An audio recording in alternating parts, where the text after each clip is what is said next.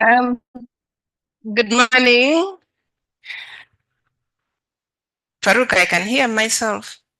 Okay, I think it stopped. Okay, good morning, everybody here physically and friends who have joined online.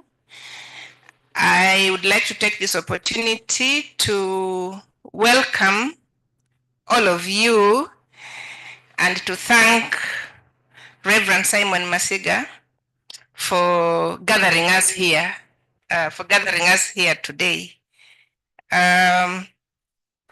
We are here this morning for the PhD defense of Reverend Simon Masiga, whose thesis focuses on a comparative study of disability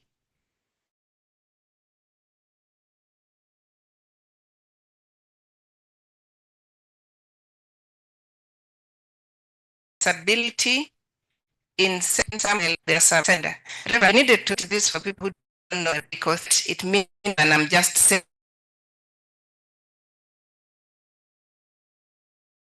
it, of the defense today. Reverend Simon Masiga is an assistant lecturer in the Department of Religion and Peace within this college, within this university. His office is just 2 doorsteps. I mean, one doorstep once you open the door out of this room. So he's very close to his seat. I congratulate the PhD journeys are not a walk in the park, but Reverend has walked this. He gathers all of us here. Reverend Simon Masiga will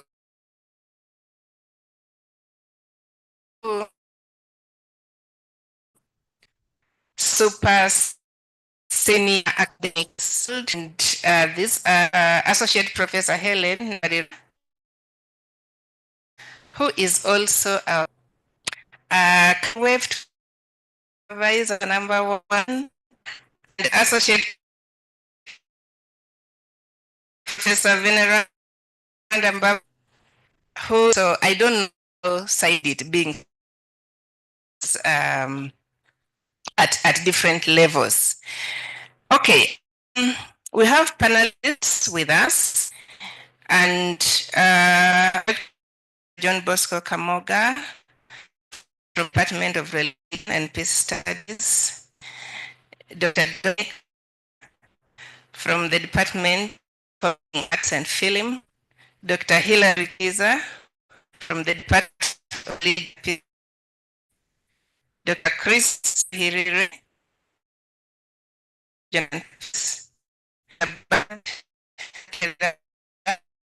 Department of Regional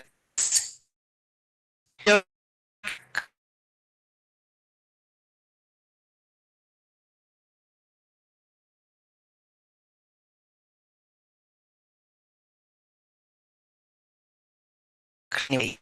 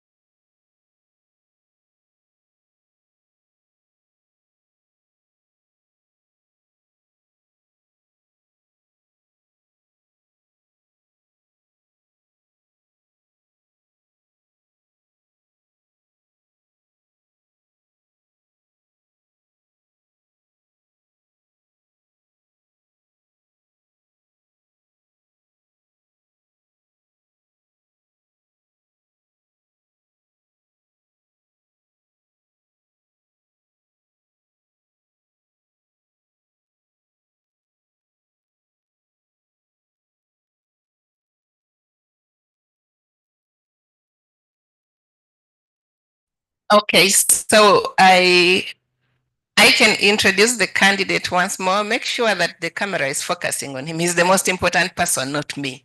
And okay, so our candidate, Reverend Simon Masiga, please, you're welcome to take us through your work. I'm not going to restrict you and say speak about this one and not the other. I know that you've prepared your presentation already, and we'll go with that. It's your work. Please, we are listening. Thank you. Thank you, Dean, and ladies and gentlemen. On this day, I acknowledge that it's a day when I'm talking about my work before an examination panel.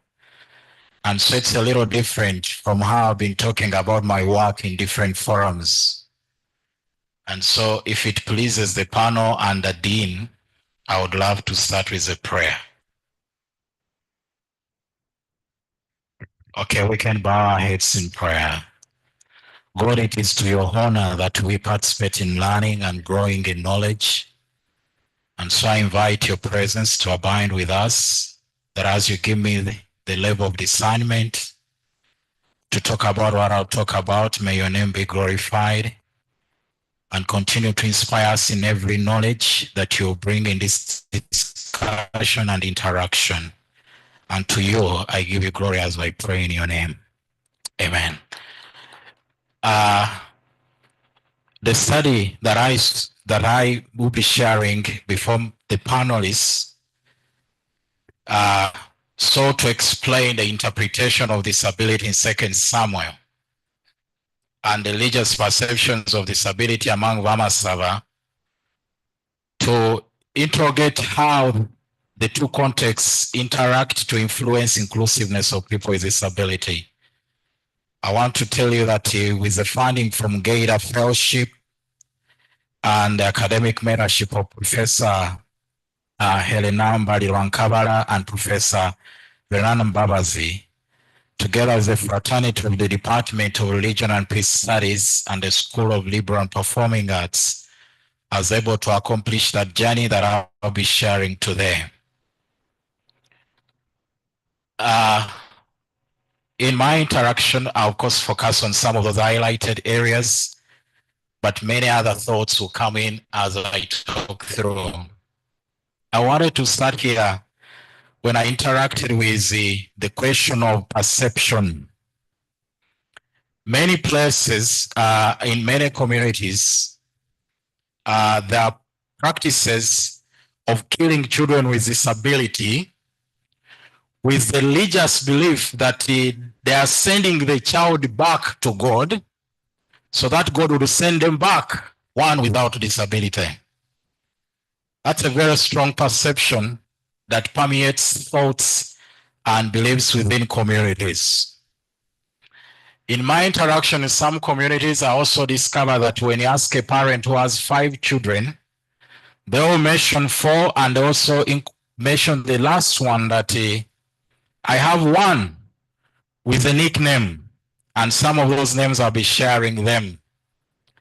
So those religious perceptions, of course, challenge and brought a lot of inquiry into my mind. And one of it was situated on the problematic issues that come with interpretation rendered into narratives regarding disability. Some people met me on the way and asked me, what does God say about children with disability or people with disability? So I discovered that interrogating how the Bible interacts with our context to inform our practices and beliefs is critical to addressing the theological questions that people with disability raise.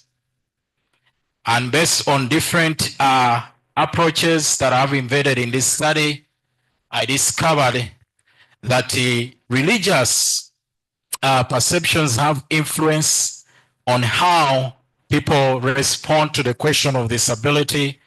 And so I thought basing my discussion on addressing inclusion from the biblical perspective and the cultural perspective would be very critical in my journey.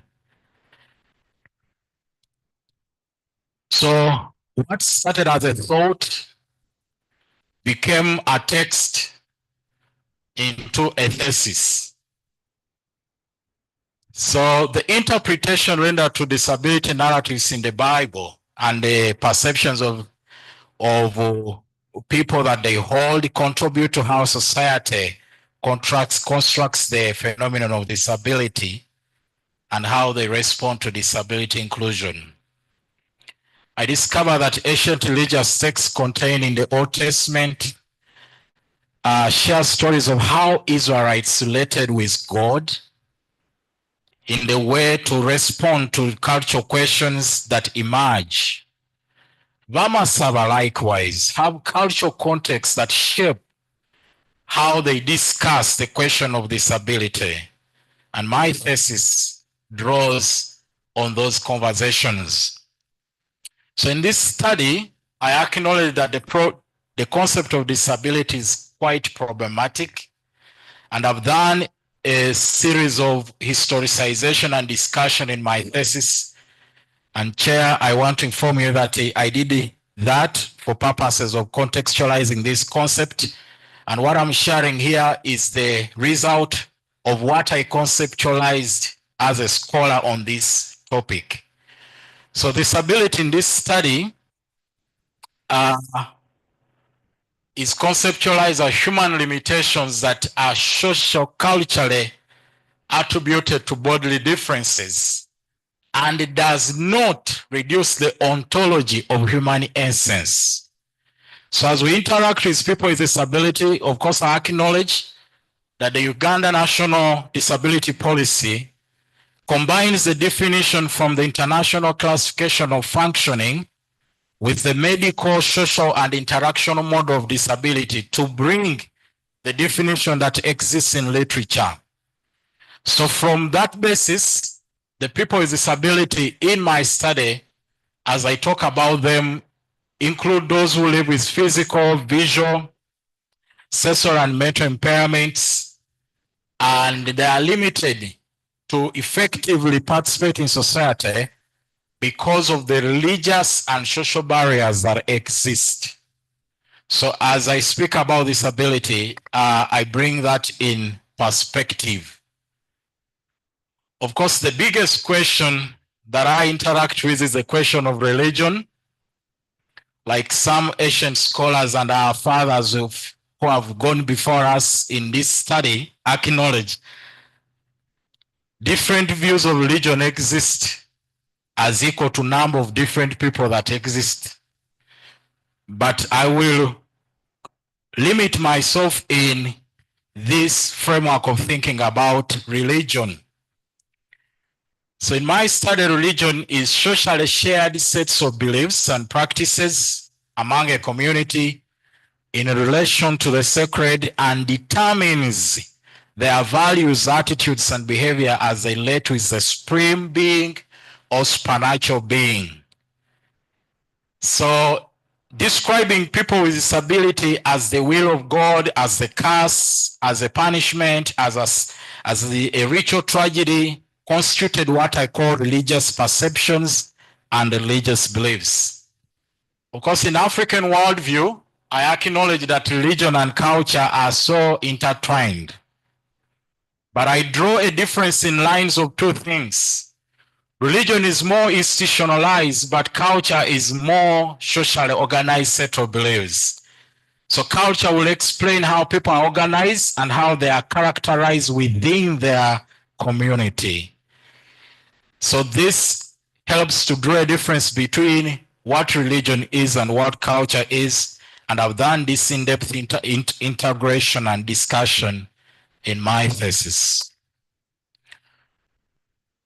So from the wider perspective of understanding this, religious perceptions have historically shaped how societies relate to its person with disability. And in Africa in particular, cultural diversity provides various meanings, perspectives, and responses to disability. And so the question of the Bible and social cultural perceptions is key because of the current dispensation of the problem of interpretation and how cultures are organized. So I acknowledge that while the Person with Disability Act 2020 provides for the right to family, education, and non-discriminatory actions, and also the National Disability Policy emphasizes on empowerment, inclusive economic development, inclusion is still limited because people attribute negative interpretations and perceptions in their construct of disability as a curse, as a congenital burden. And so the gaps appear in policy implementation, justify why there's still a problem with inclusion. Disability, therefore, has remained a barrier to different economic development, social development, equitable education, and the quality of life for people with disability in that shape. I've drawn a few experiences in that, and I want to draw us to this because then if I didn't have this, then I could not do the work. So empirical studies have not adequately tackled the question of how interpretations and perceptions construct disability and how that construction can be used to promote inclusive participation. Was this problem critical for me? So given the basis that negative interpretations and religious perceptions contradict the ontology of human essence, and the negative constructions limit inclusiveness, that problem was critical for me to tackle it. And I give a justification for it based on three main angles. One, the need for socio-cultural knowledge and disability research in addressing the question of disability in developing countries. Two, the understanding that disability does not have a universal or linear historical definition, but rather it is constructed within the social context. And the inclusion gap that exists between the people of disability that are within our communities versus the inclusiveness that is implemented. That big gap made that problem necessary to be discussed. So where am I taking you is my study. My goal was to investigate how the interpretation of disability in 2 Samuel 9 and the religious perception of disability can contribute to social and religious inclusion. So by the time I make my conclusion, I'll look back into that goal and see how far I achieved it. This guided my interaction with my work. So specifically, I studied the text of 2 Samuel to analyze the tenets of disability inclusion within that narrative. And my study adopted, like I'll share later on, a mixed method design. And the literature requires that a mixed method design must be based on a mixed method objective. And so my mixed method objective is number 2, to explain the Bamasaaba religious perceptions of disability and establish how they influence inclusive participation or person with disability. So I do a survey and then I do a qualitative study. So that's the objective I'll be discussing later on. And the last objective that is core on filling the gap that I identified in literature is to carry out a cooperative analysis of disability interpretation in 2 Samuel and propose the socio-religious inclusion of people with disability. And so by the time I reach objective 3, I'll be measuring how far I'd gone with that.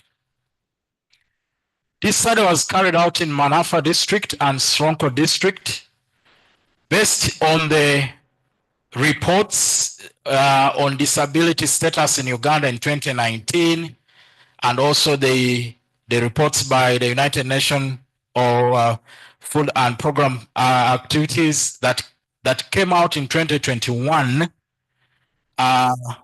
which reveals two things that I want to share with the panel.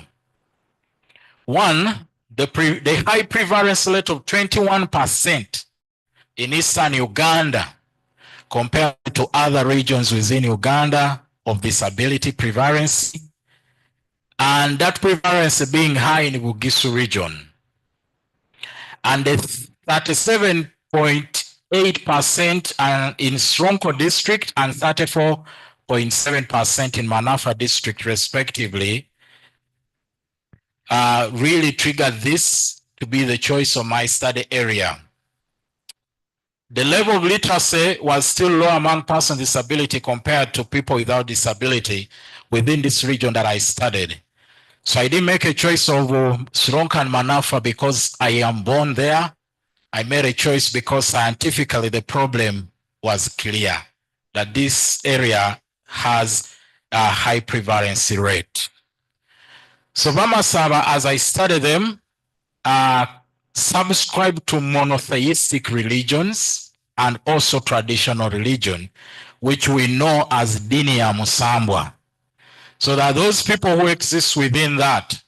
So Bamasaaba religious perceptions have an integration of monotheistic and traditional religion. So as I interact and I'm talking about Bamasaaba religious perceptions, that is at the back of my mind. So the biblical text, which Chair, you'll allow me read it from the Bible, because when I put it in the slides, it became so crowded. And I felt like I'll just read it because it's good for the audience and also the panel to know that this is the text I studied, and I've also included it in my thesis in detail.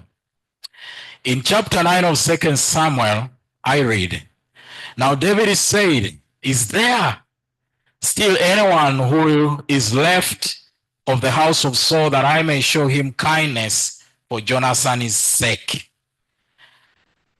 And there was a servant of the house of Saul whose name was Ziba, and so when they had called him to David, the king said to him, are you Ziba? He said, at your service. Then King David said, is there not still someone in the house of Saul to whom I may show kindness of God? And Ziba said to the king, there is still a son of Jonathan who is lame in his feet. And so the king said to him, where is he? And Ziba said to the king, indeed he is in the house of Micah in the son of Amiel in Lodibar. And David sent and brought him out of the house of Micah the son of Amiel from Lodibar. When Mephibosheth, the son of Jonathan, the son of Saul, had come to David, he fell on his face and prostrated himself. And David said, Mephibosheth. And he answered, here is your servant. And David said to him, do not fear, for I will surely show you kindness for Jonathan, your father's sake, and I will restore to you all that the land of Saul, your father, grandfather, and shall eat bread at my table continually. Then he bowed himself and said, what is your servant that you should look upon him, such a dead dog as I? And the king called Ziba, Saul's servant, and said to him, I have given to your master's son all that belonged to Saul and to all his house. You therefore and your sons, your servants, shall work the land for him, and you shall bring in the harvest, and your master's son may have food to eat.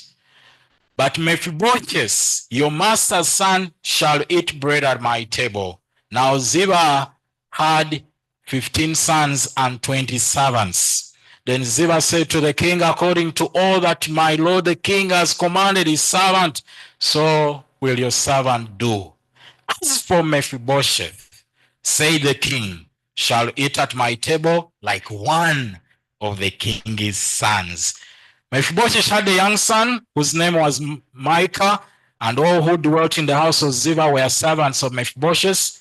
So Mephibosheth dwelt in Jerusalem, for he ate continually at the king's table, that he was lame in both feet. The text that I've just read before you, my panelists, was chosen because it consists elements that provide the frame for understanding both aspects of inclusion and exclusion. I regard 2 Samuel 9 as a resourceful text concerning universalizing the faithfulness and the love of God. The argument for inclusion is based on the covenant love of God that David demonstrates in his covenant he had with Jonathan.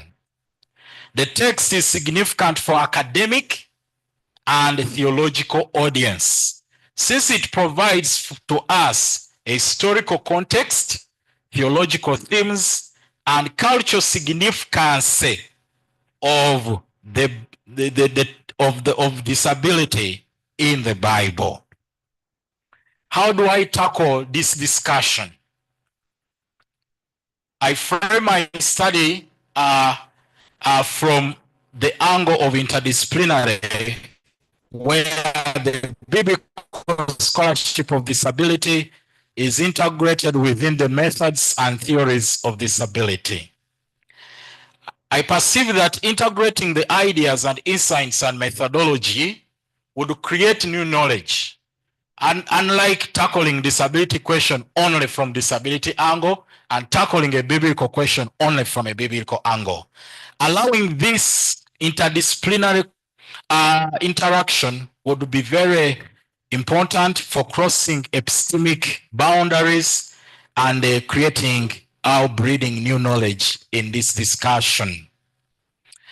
So the theory of liberation, theology of disability by Nasser Iceland, in the popular Disabled God, where Nasser Iceland argues that the wounds of Jesus made God disabled to allow people to be included. I don't necessarily base on her proposition, but I base on the arguments of advocating for inclusion and participation of people with disability within the family of God.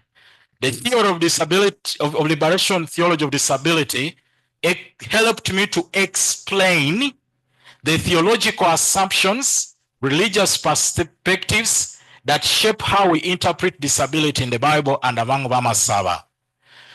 And because of the limitation I perceived of this theory, I integrated with this social constructivist theory. And I'll be talking about this shortly, which was anchored in the works of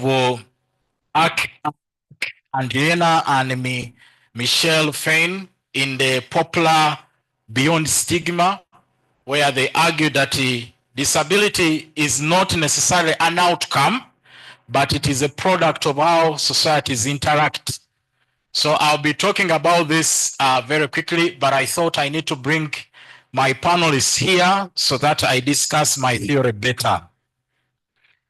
So the key aspects in liberation theology of disability is the nature of God, the God of justice, God who is involved in the affairs of mankind, the theology of incarnation, and the transformative potential of liberation theologies. In my study, the theological aspects of this theory help to investigate how interpretation and religious perceptions can promote inclusion. So I was able to analyze what I regard in my thesis as disabling theologies from that framework. So without that framework, it would be very hard for me to analyze what I call disabling theologies.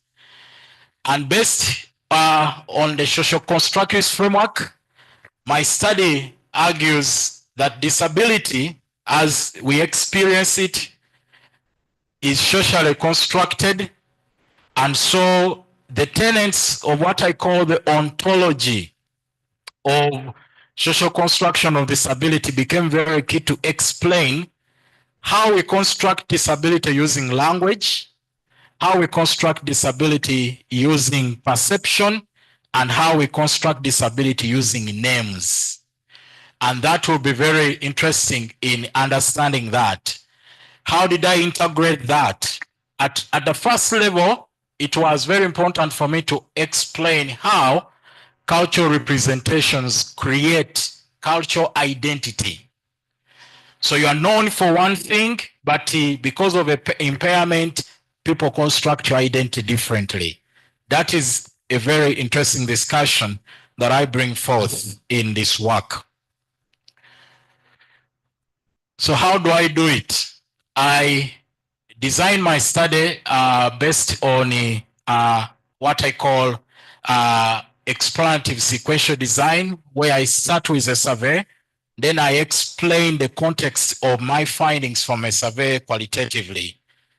And so my approach starts with the survey of from 313 households from Manafa and Soronko districts. And the data is analyzed descriptively and at bivariate level to analyze the relationship that exists. The qualitative takes first the interpretive hermeneutics. I have a text, so that is key, where I analyze the text and draw themes out of it. Then the qualitative took the direction of both in-depth interviews, which were conducted with 10 caregivers at household level, and then 18 key informant interviews, and then 3 contextual Bible studies. Now, in other qualitative work, you would call that focus group discussion, but that wasn't necessarily that. It's a contextual Bible study to discuss religious leaders, their perception on that text that I just read. And through thematic content analysis and indicative coding, I was able to draw the themes that I'll be talking about quickly here. I'll start with the objective one to draw our attention to my analysis of the text exegetically. And I draw your attention to that text first in situating it. I acknowledge that the books of Samuel provide Israelite history from the end of the Judges to the last reign of David in terms of situation. So the cultural history influences the writing of narratives we read in this text. And I also appreciate that Davidic covenant is the theological centerpiece of the books of 2 Samuel. The context of 2 Samuel is religious, since it involves the history of God dealing with the national leadership of Israel. So as I read this text, I have this in the back of my mind, that the text has that religious influence it brings. So my approach in reading 2 Samuel is looking at it as a living text that gives new insights regarding disability inclusion. So as I come into this, I take away the presuppositions and allow a possibility of new insights in analyzing the text. In biblical exegesis, it's important to understand how words are used in the text before you draw meaning. And my syntax analysis focused on some keywords as presented in my thesis, but I'll mention 5 or 4 here. The first one is the hesed, which is a keyword in that text that is often translated as kindness, mercy, or loyalty. So what is driving David to include Mephibosheth in his narrative is the hesed that I talk about. The second I found very interesting is the Nihar Regel, which is crippled in both feet, and that is key because Ziba chooses to introduce Mephibosheth by his disability, not his name. So it was important to discuss that in my syntax. Then Mephibosheth ben Jonathan, which is Mephibosheth son of Jonathan. It was very interesting because now the true identity of Mephibosheth comes in play. Then the word that Mephibosheth told David was very interesting. At al Mephibosheth or Osher Kemini, I to the dead dog like me. What do you want from me? So that's a very determining phrase in understanding the question of perception in that text. So I will share this quickly and summarize. So following the interpretive hermeneutics, I came up with those themes. And I discovered that 2 Samuel has been studied previously from political and leadership dimension of Israel by Jeremy Shipper in his popular Mephibosheth representation narrative in the Hebrew Bible.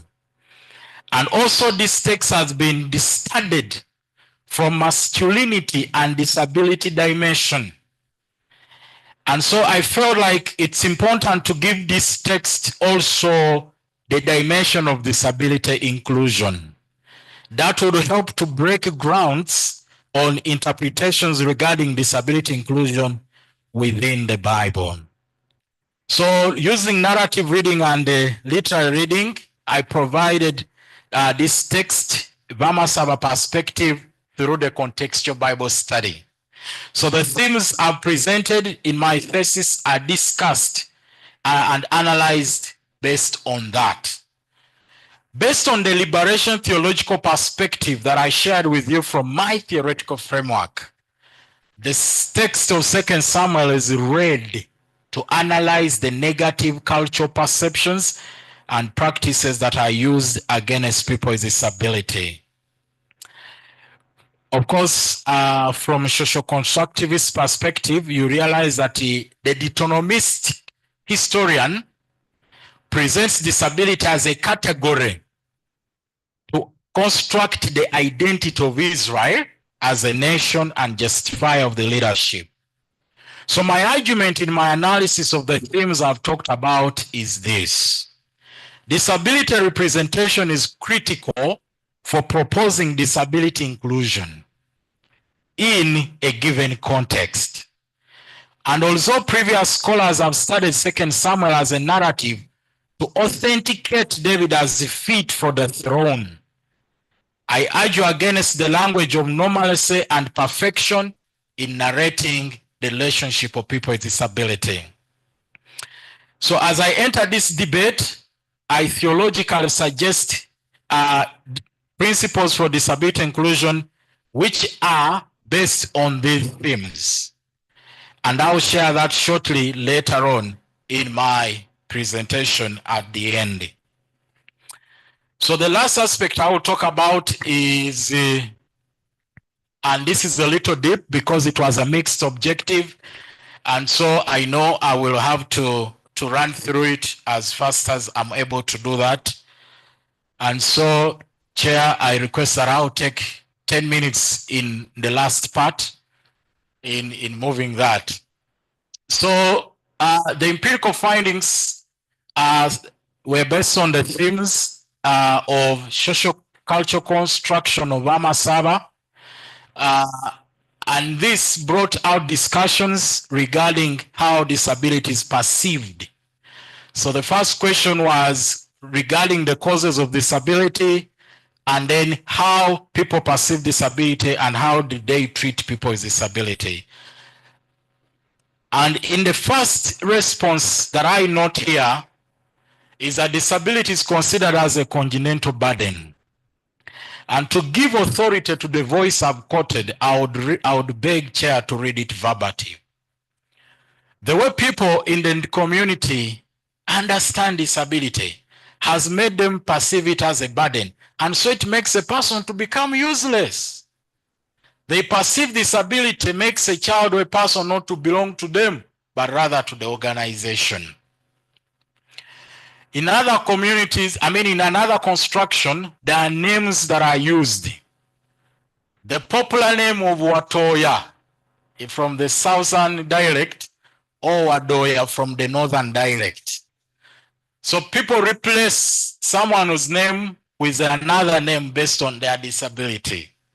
I'll read this. For me, when I was young, my father used to call me Watoya. So I thought that my father loves me so much. When I grew up, I learned that they called me Watoya since I had a disability. Meaning a person who is useless and one who can't afford to take care of themselves. So I hated it. So in an explanation that Professor Wangusa gives me about Watoya, he says, Watoya in the Bamasaaba language is commonly used to imply internal deformity. Very much used among the Bamasaaba to describe people who are reckless or who do not observe the community values.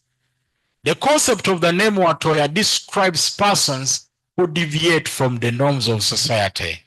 Remember earlier on I said I'm contesting that issue to do with normalcy created within society, and it comes from that discussion. I acknowledge that the prevalence of congenital disabilities are high, and so unlike other literature that has discussed this question, I established that disability is understood based on the religious meaning attached to disability experience. And Chair, I want to say that from socio-constructivist perspective, Bamasaaba construct the meaning of disability based on their cultural understanding and community life. And their perceptions are shaped by that construct that they have. So the identity of people with disability is often compromised because of that level of construction. And so my argument is that names are significant representation of our culture. They hold symbolic meaning that sustain our cultural heritage. So if persons with disability are denied their proper names and are given nicknames, it means they are culturally excluded. I discovered that no previous study has documented cultural names and how Bamasaaba construct disability in that angle. So this research values the indigenous and cultural knowledge of Bamasaaba to construct the identity for persons with disability inclusively. And I'll draw our attention now to some indigenous language that is used. And it's very interesting when you listen to it. In Bamasaaba, nayalinga mafuha una batsingatu. Now, often this is a proverb when they are referring to someone who has limited abilities. And so they use a disability language to make a reference to that. It's like a lame person who repairs shoes. And so for that reason, they look at it as something that limits someone to do that. I found a positive one and I documented it in addition to others. Ari ingumuna esale etitika. A hornless animal produces one with horns. So that counteracts and contests the perception which people always have that if someone is living with disability will produce one with disability. That's a lie. So these things are very critical, and I discovered that vulnerability is constructed by social and religious environments that entirely shape our perceptions. People with limited abilities in social life are always stereotyped using disability language. But I argue that if we embrace positive disability language that is liberative and inclusive, then inclusion is very, very possible. This is what I've been talking about and explaining, and allow me just flash through to grow that. And those are some of the perceptions that people have about disability. And the voices to that, that for us, we know that this is the plan of Wele. Wele is God, because Wele can make the body of a person as he may wish. There is a disability of the body and that of the heart. I think one of the interesting discussions I know this panel will raise is on that question. all humankind is disabled by sin. I believe that there is a disability that is brought by will and that emerges as an accident. Of course, when you see the findings, you see that there are some disabilities that emerge as that. And so the perceptions and attitudes and towards people with disability, what came so much is that people ignore those people with disability and they regard them not to be important. And sometimes some have compassion for them. And that I have a discussion for it so strongly. And so was inclusion very interesting. In my survey, it came out very strongly. And I've compared this in a bivariant analysis to indicate which factors are strongly associated with inclusion.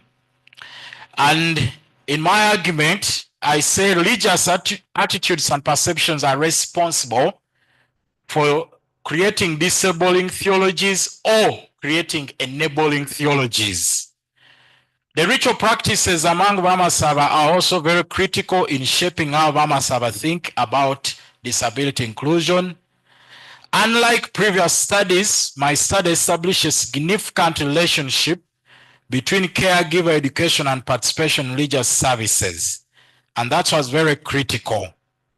And so I discovered that from this presentation I bring next before you, that when religious leaders are involved in the spiritual affairs for persons with disability, then it is very possible for inclusion to be promoted. This relationship indicated that the frequency of provision of spiritual support significantly influences how people with disability participate in religious services. So when a religious leader visits the family frequently, that family also participate in religious services frequently. Then I also established that, of course, there was no significant relationship between nature of disability and other inclusive participation, except in affecting education. So the nature of disability really challenged how people participate in education. And that was very critical because then when you are designing any intervention or policy, it's important to know that different disabilities affect people differently in their inclusion. So the perceptions regarding community involvement as part of the theme I analyzed draws that.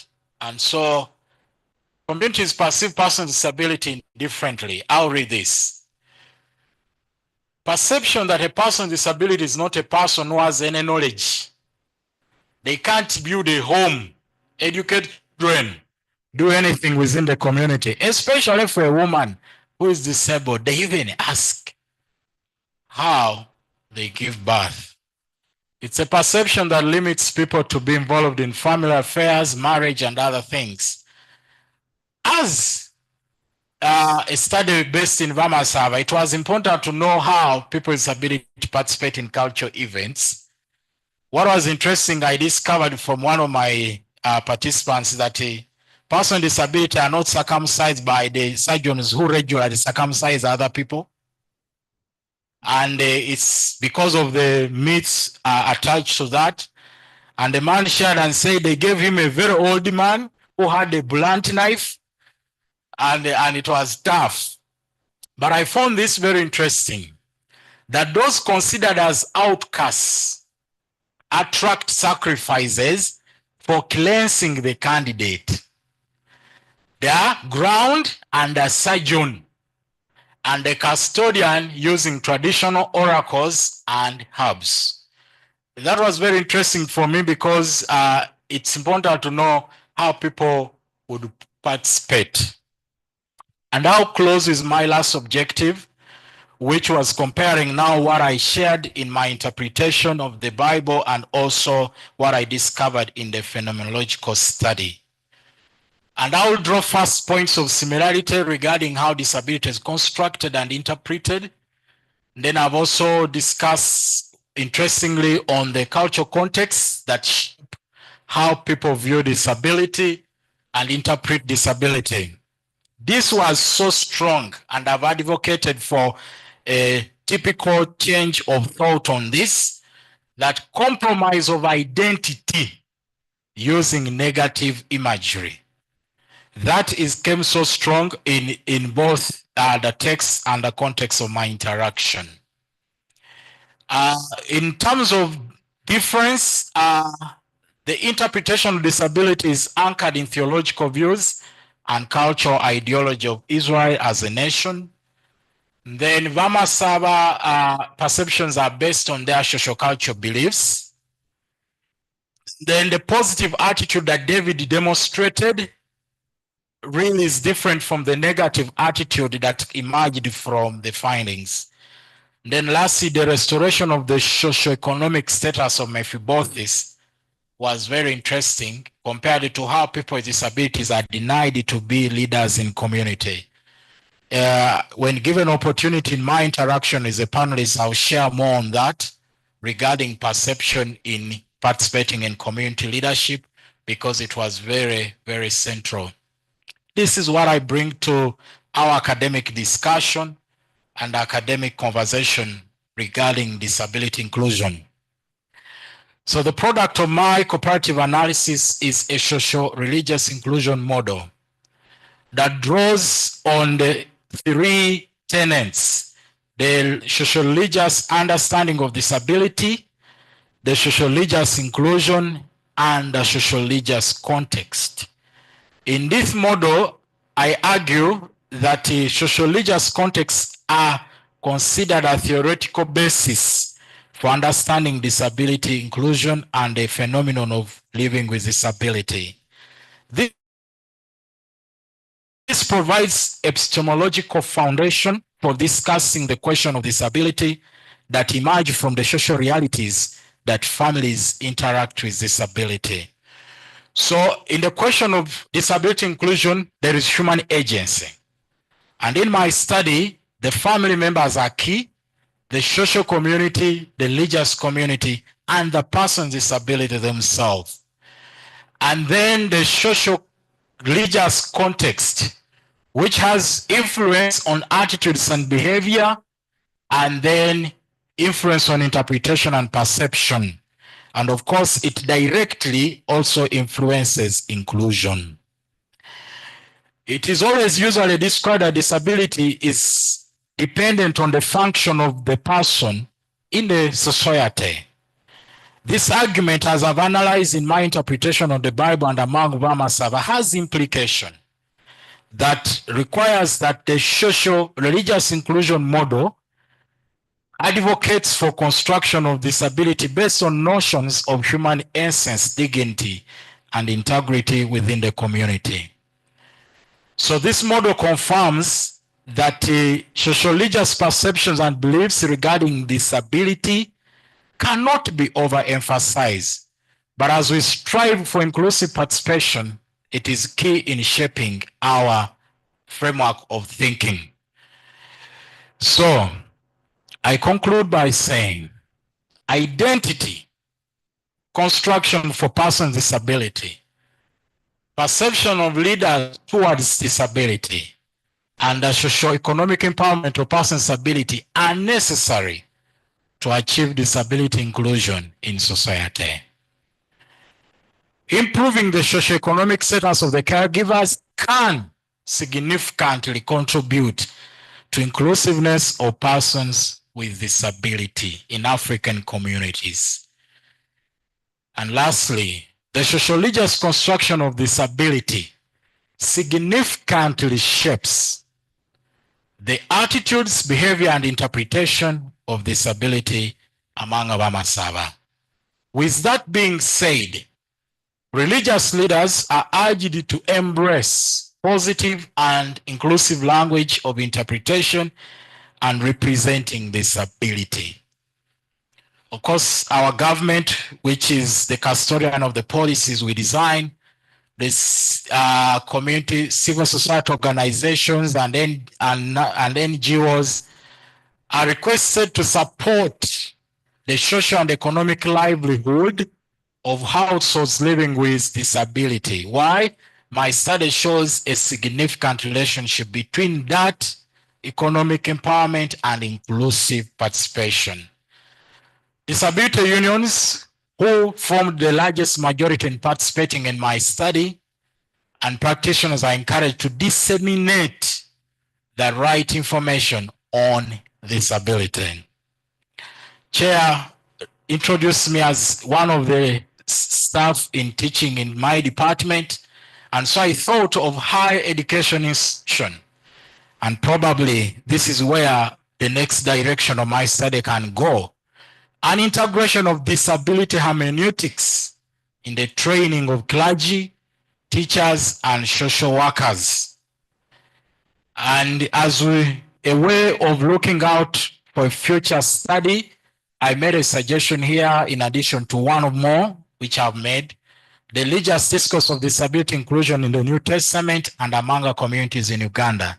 My study was delimited to the Old Testament, and so I thought if I can recommend a future study in that area, it can be very enriching. And of course, I've summarized this. I've been sharing about this in my presentation, but I can summarize it. I give an interpretation of disability inclusion among Bamasaaba on the narrative of Mephibosheth and David. The empirical data on how socio-religious beliefs and perceptions about disability have constructed disability experiences come handy in my understanding of contribution in this discussion. And the model that I shared with you shortly expands the theoretical understanding of liberation theology of disability by bringing in what I brought about. So I started with acknowledging my supervisors, and of course I shared that I couldn't do this without the funding from the fellowship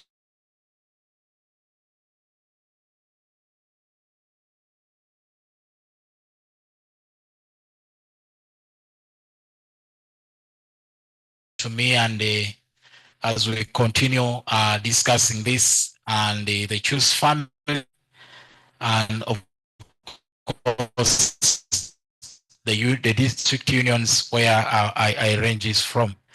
And I know Chair knows that when I'm saying this, I'm done, and I'm just want to say one statement. Mwanyala. Thank you. Asante sana.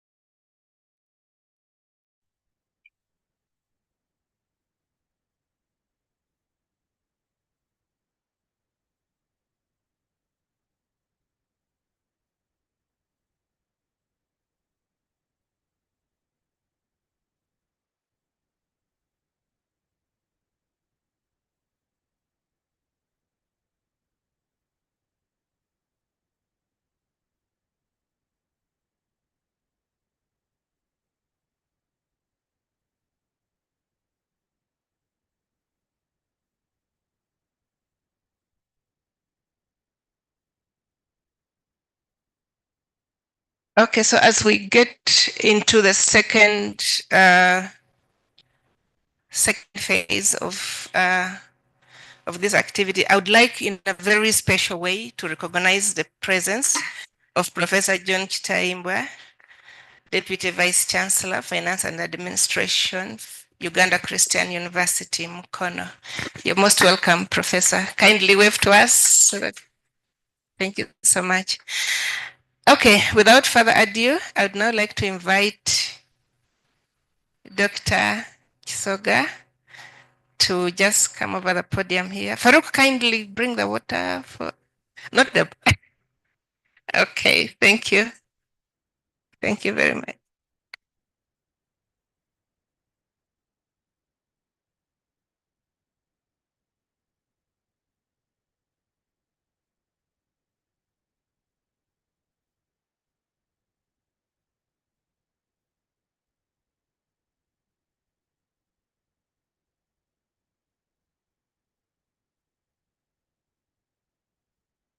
Madam Chair,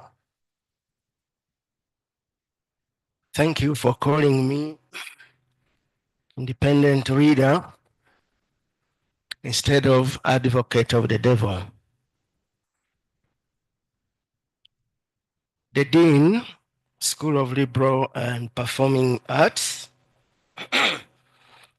the head of department, the Region and Peace Studies, the supervisors, both of whom, alongside the Dean, happen to be my employers, the principal and the head of department, the panelists, our candidate, ladies and gentlemen. It's always an honor to come here for this kind of engagement. And this time round, it's about a very special reality called disability. You know, in bits here and there, I already participate in disability. And as we grow older, it only gets concentrated. Many people are blind now who were not born blind. Many are lame who were not born lame. We are all candidates for disability at some point. You can only say, God forbid. So I thank you very much for this. Although the tone of your study focus seems to focus more on those born disabled. Reverend Masiga,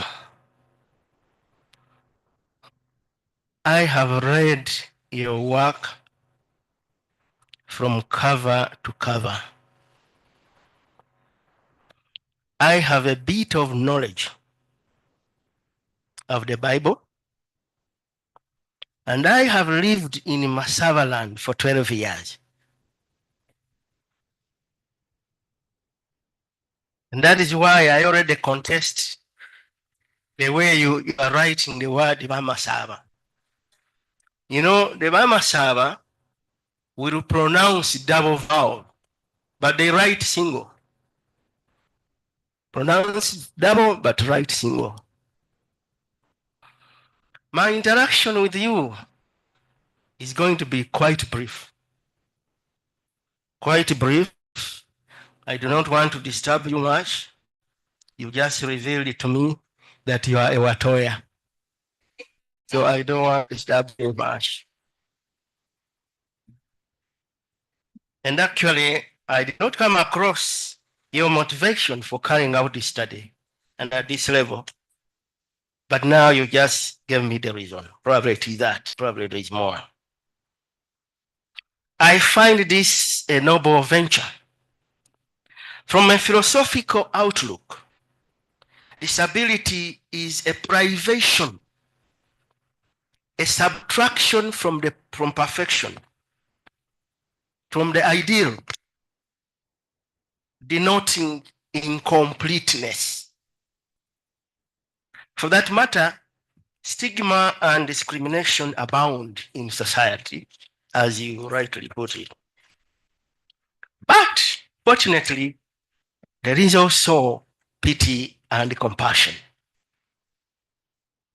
You set out to compare the perception and attitudes towards people with disabilities in two very different contexts, claiming closeness of the Old Testament context in the culture to the culture of communities in Africa, and that there is the potential of the cultural context to interact and mutually advocate for socio-religious inclusion.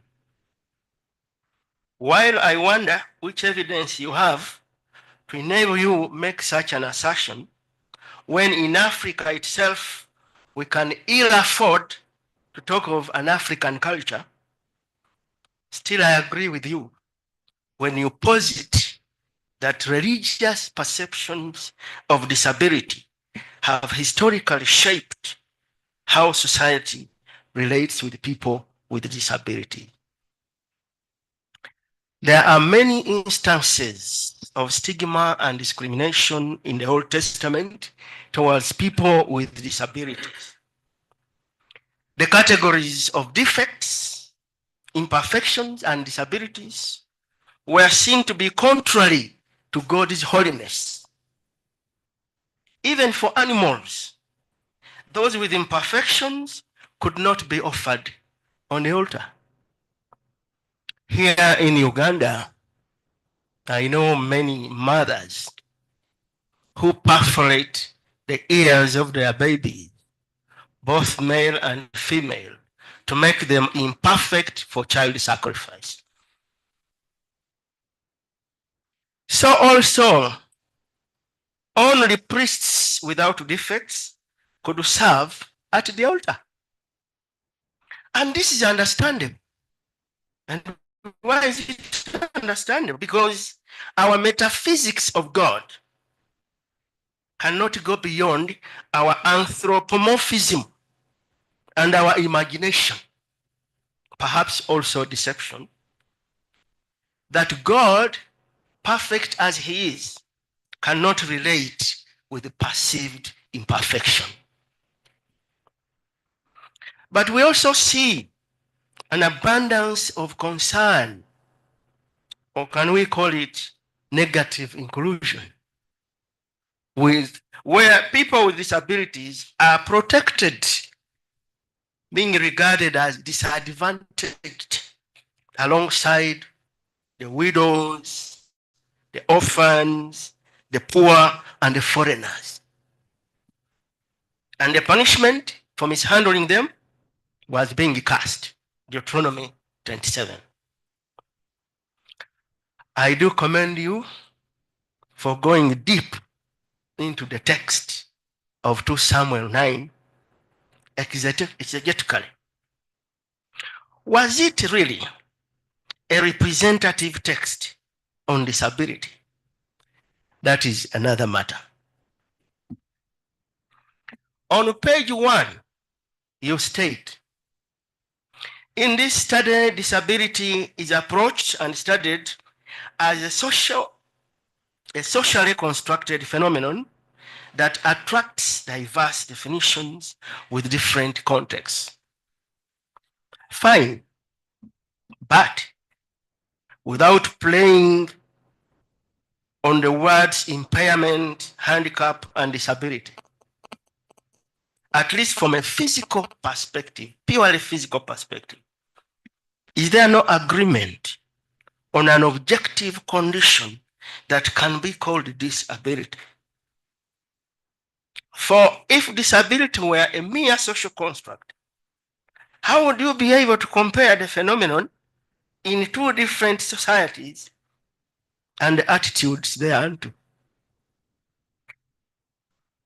I commend you for honestly discussing the limitations of your study. You do it twice, I don't know why.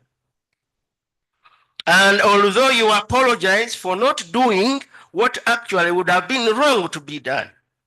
That is covering the entire Bible. You apologize for not covering the entire Bible, but it would have been wrong to do it. I think you are just a good man. Even when you are offended, you apologize.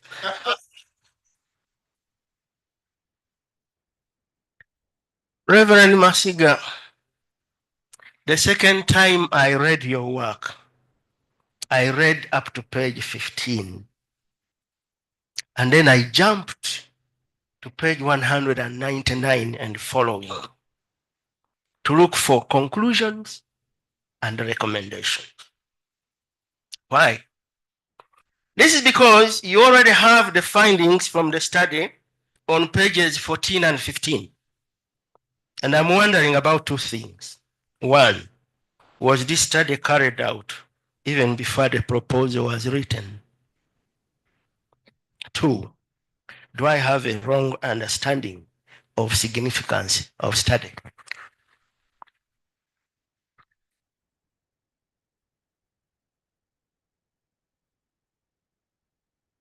Thank you, Doctor. I don't know whether I should start there or I should start making comments in some of the nuggets you were pointing out. That's there. When I was writing the significance, I perceived from my research methodology that my significance are based on my findings. So in the way I've arranged, I'm now sharing a thesis report, which now I'm telling about the significance based on the discovery of my findings. That's why it finds its place in that chapter of introduction. In that case, maybe we would convert a number of things. We would remove, for instance, the research questions. After all, we have already used them. We've carried out the study. And maybe the hypothesis, we would remove them from chapter 1.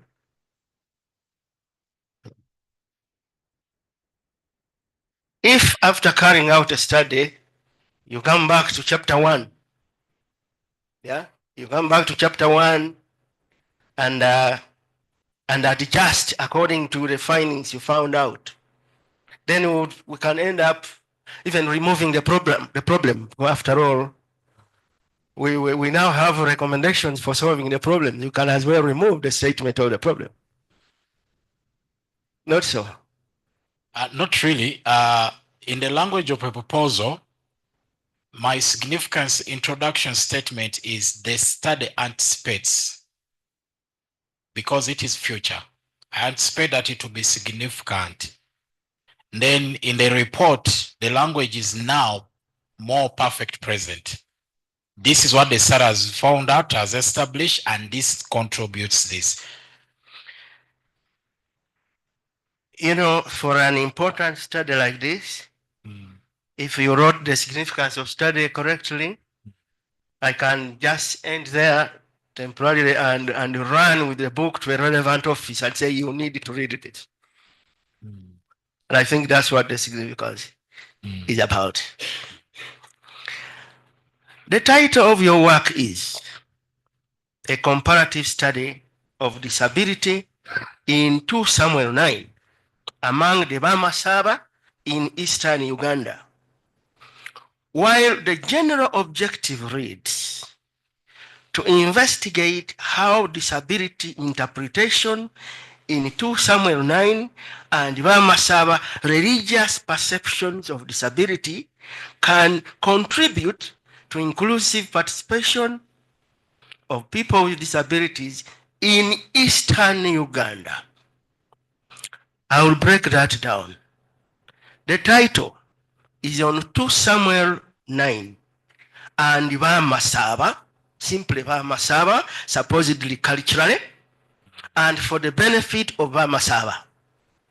The general objective is on 2 Samuel 9 and Bamasaaba's religious perception, whichever religion, for the benefit of eastern Uganda. And here is my confusion. Is there a relationship between what you intended to do and what you actually. I acknowledge that there is no confusion, and the difference that is coming between the title and the general objective is ideally on one, how the title should do clear and precisely be written, and how I have advantage that in my general objective, I'm sharing the purpose of this study. And so a detail that I would not add in the title, that detail I've added it in the general objective. And that's why it looks like that. Mr. Reverend Masiga, is this a question of detail that you say it is among the Bamasaaba in Eastern Uganda? That is about Bamasaaba, not Eastern Uganda. Bamasaaba who are found in Eastern Uganda.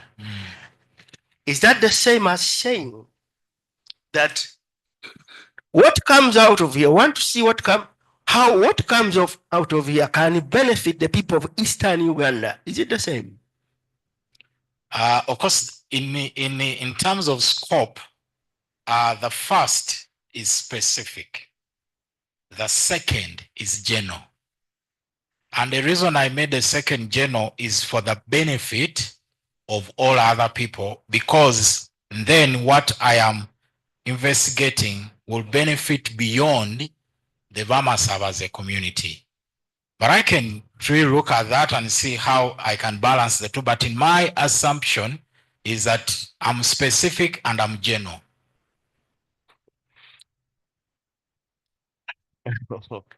Now I wish that at least it has been the other way around. Because if you say in Eastern Uganda, you now generalize when you are concentrating on Sironka and Manafa, and Eastern Uganda has, I don't know how many districts. So how representative would that be? So, okay, I can only hope that you've got it. Reverend Masiga, on page 3, you state, this study explores 2 Samuel 9 as a religious text that can be used to promote disability inclusion in the cultural context of Bamasaaba. Even that this relates to the other, but that's not the point. My question is, how can a text demonstrating loyalty to an individual,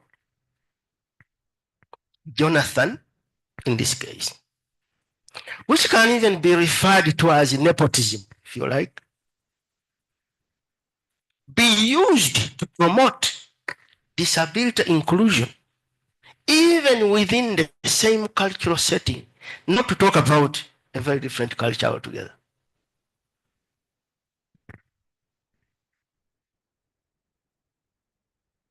I think when I was approaching this text, I mentioned about Hesed, which is more to do with kindness, showing mercy. But benefiting from your experience of the Bible and your work of interacting with cultural context within the Bible, you discover that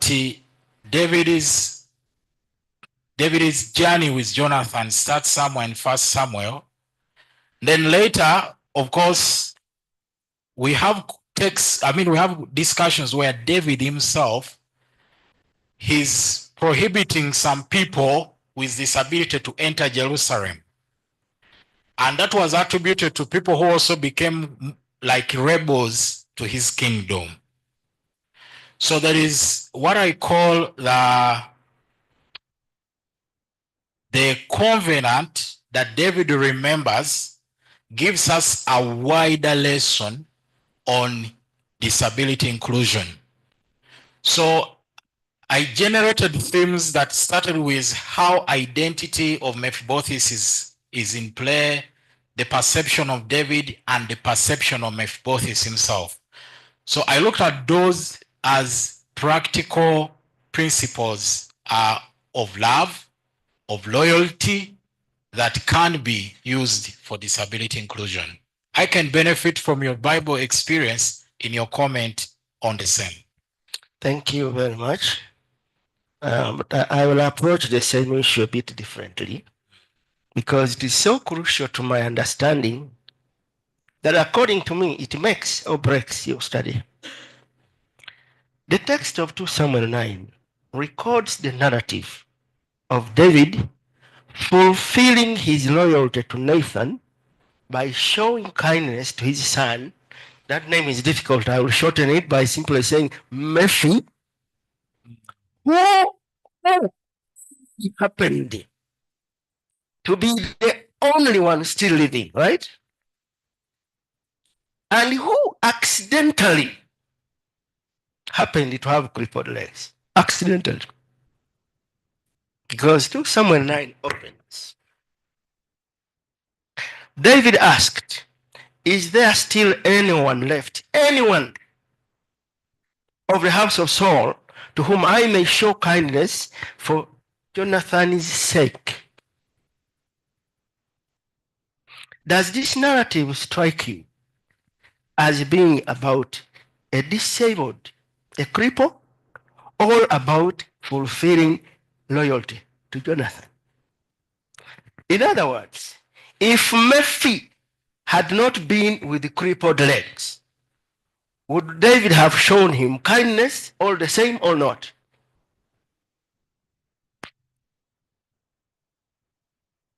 When you are mentioning that, in my heart, I started smiling. Why? Because it was the crucial, problematic, exegetical challenge I got. Because I asked myself, in fact, with the doctoral committee when I was presenting my work, and I asked them, would really David do this if there was another person who was not Mephibosheth? And my conclusion is, when I look at 2 Samuel 9, I'm looking at it as a text that can offer a lens for discussing how leaders can participate in including people with disability. So I look at it as a framework of thinking, just like you may know that I can see a text and the text becomes a lens from which I look at something, bearing in mind that the historical context of Israel, the work of David in that succession narrative would really provide something different. So I limited myself to looking at disability inclusion lens. And in so doing, Reverend Masiga, I think you so narrowed yourself to the disability that you are interested in that you possibly ignored the, let's even talk about the citizen living, since you did exegesis, for which I do not know how you would respond to the accusation that exegetically speaking, you forced the text of Samuel 2:9 to agree with your preconceived idea, something which would not be exegesis anymore that you did, but rather eisegesis, as you know. That you have your idea beforehand and you look for a text that will support you, because this text is not on disability. It only happens to have somebody who is disabled. Is there anyone still living in the house of Saul?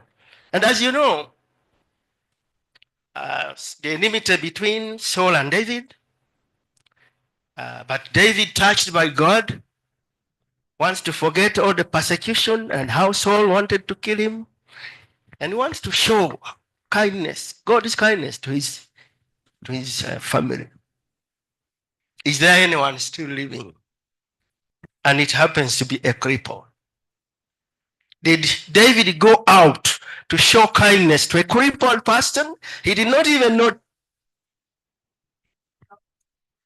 And someone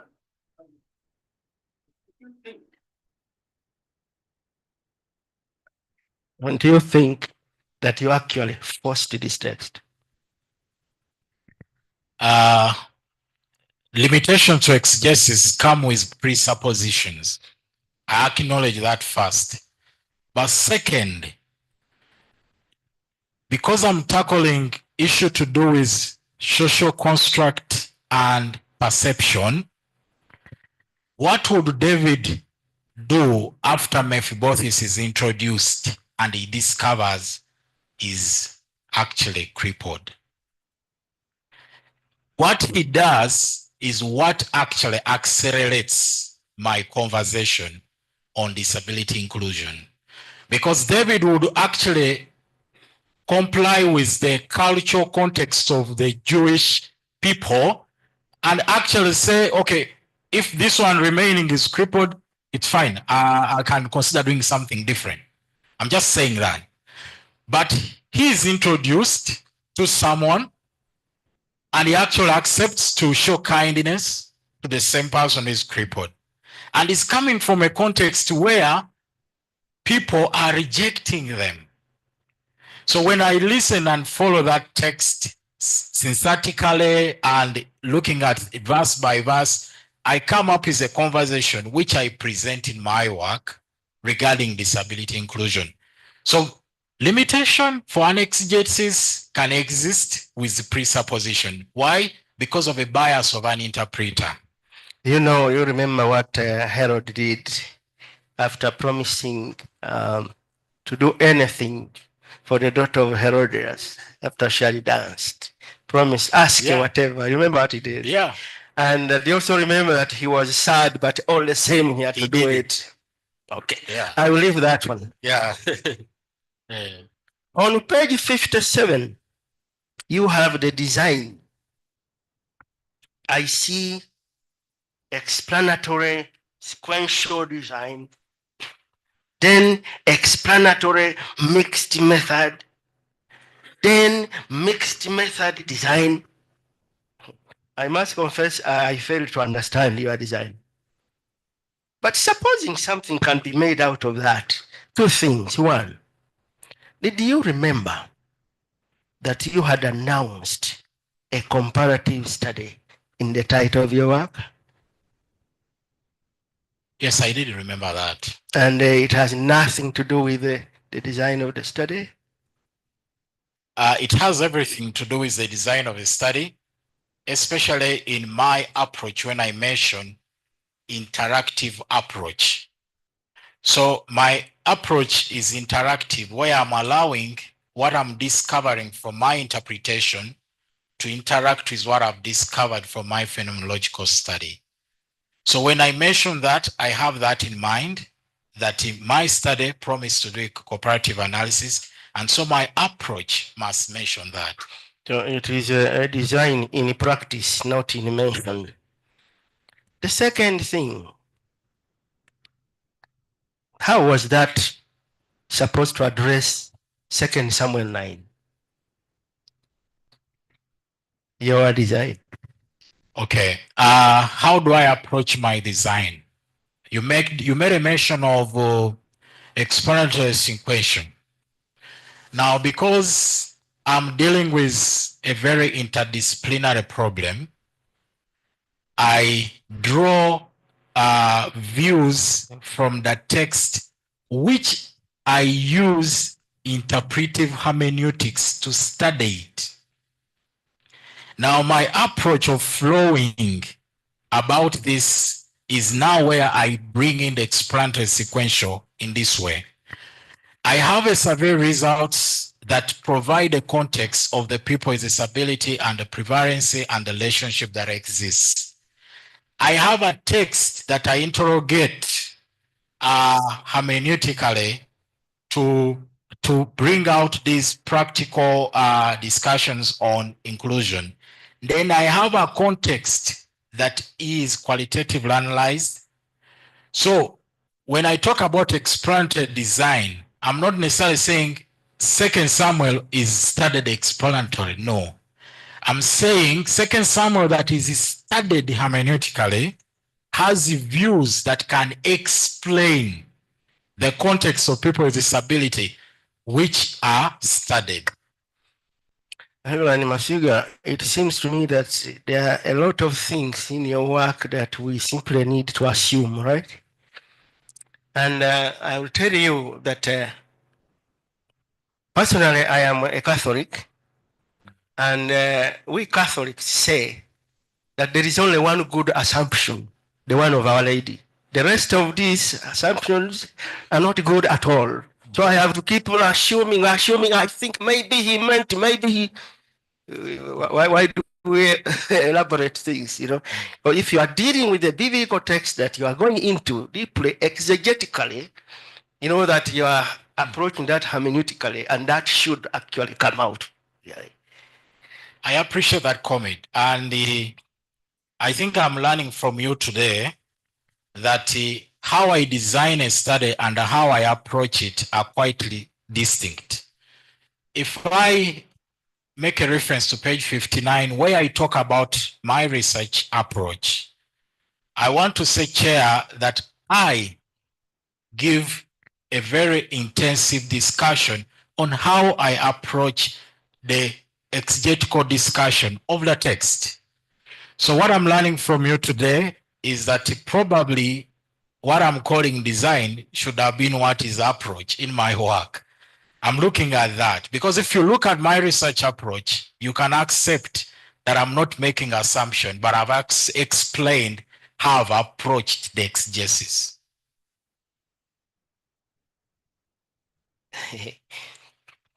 Thank you. I already promised to be brief, so I am ending here. And this one is a good one. Everything has been good. I think, I think for me, everything has been good. And if you invited me for a symposium at Uganda Matters, I think I would come and share. Yeah. Okay. So You stated that the prevalence of disability was highest or is still highest in Sironko and Manafa districts. Did you happen?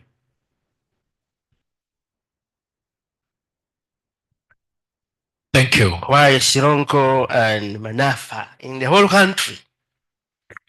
Thank you. I think when you spoke about motivation and a choice of a study area, I make a mention of why that became very challenging to me when I'm talking about Manaf and Sironko.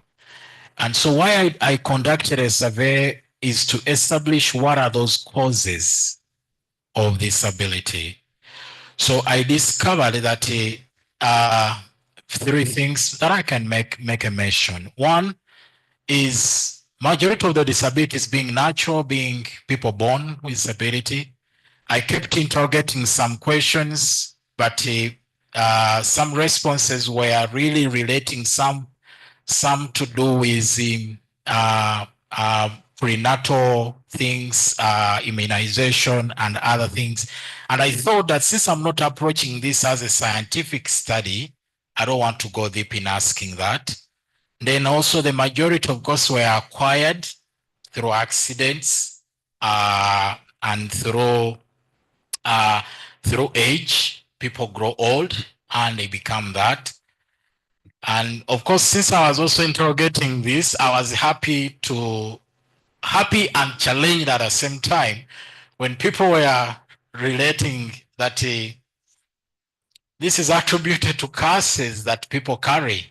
And I asked them, oh, how can a curse create this? But of course, that discussion happened somewhere in the work and I don't focus on it.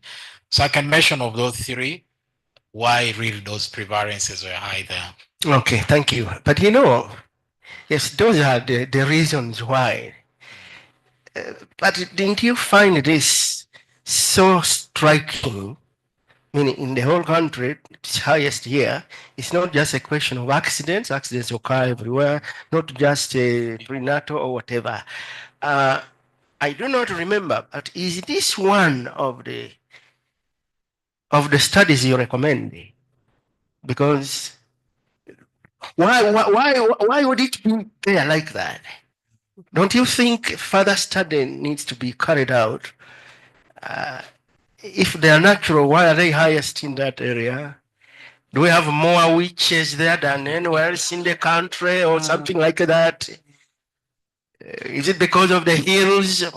But the other areas, wouldn't you really interest yourself with this, maybe with a further study carried out either by you or by somebody else? Chair, I submit. Thank you. As chair comes, I want to acknowledge that your recommendation for future studies added in my work, and I will have it included in the final report. Thank you. Yeah. Thank you very much, Dr. Kisoga. Please, a big round of applause. And thank you very much for engaging the candidate and also for using time very, very reasonably. And I hope that we all follow suit so we don't get other independent readers coming up. Okay, so it is that time. Reverend, are you okay? Okay. I want to be sure that you take a breath, take your water before you get into another session of questions. So I'm coming back to the panelists around the table, and Dr. Chris is looking at me. So I'll begin with Dr. Chris. He's seated like he's running away in the next 2 minutes. And, and so I will ask two panelists ask questions and you respond, and we'll go to two more so that you're not overwhelmed by questions and so that you don't also dodge some of the questions. So Dr. Chris, please. Thank you very much, my Dean and Chair, for this session. Reverend Masiga, congratulations so far where you have reached. There's still a lot to go. But I have some few questions concerning your presentation. And one is somehow related to what the independent reader asked you about. Why did you find the text of 2 Samuel chapter 9 the best one to use in this study? Since I read your work, I've been wondering how representative was this as a case of disability. We have quite a number of cases of disability in the New Testament that Jesus directly dealt with. Some of them were clear cases that he demonstrated kindness, compassion, and mercy, of healing the blind, restoring the crippled. Why was your interest mainly in the Old Testament, or was it just by random choice? What guided your choice? Secondly, I hope you are taking note, the aspect about definition, or what sometimes we call clarification of terms. I looked at your clarification of terms, I think somewhere in your work, and I discover that there is a big assumption in your work that probably you are writing to the people who understand some of the terms you use in your work. Even the terms like a text can be very technical to some people who are not biblical scholars. Terms like exegesis are really very, very technical terms. Textual exegesis, disability inclusion, syntax analysis, textual analysis, hermeneutics. Do you really assume that everybody understands those terms? Or how come they are so silent in your definition of terms? And you interestingly come to define a word like comparative.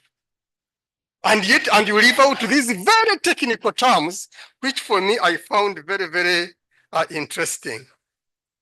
Reverend Masiga, since this was a comparative study of disabilities in 2 Samuel chapter 9 text and among the Bamasaaba, I'm interested to know what similarities and differences you found out regarding the nature of disabilities in these two areas. One is totally in the Old Testament context. Another one is among the Bamasaaba. What concerning the nature of disabilities, what did you find out?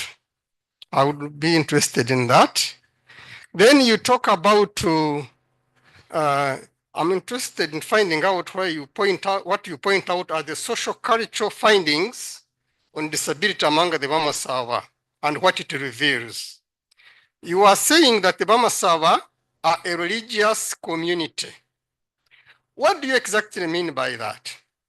What was your measure of religious community when you consider the Bamasaaba? What defines them as a religious community?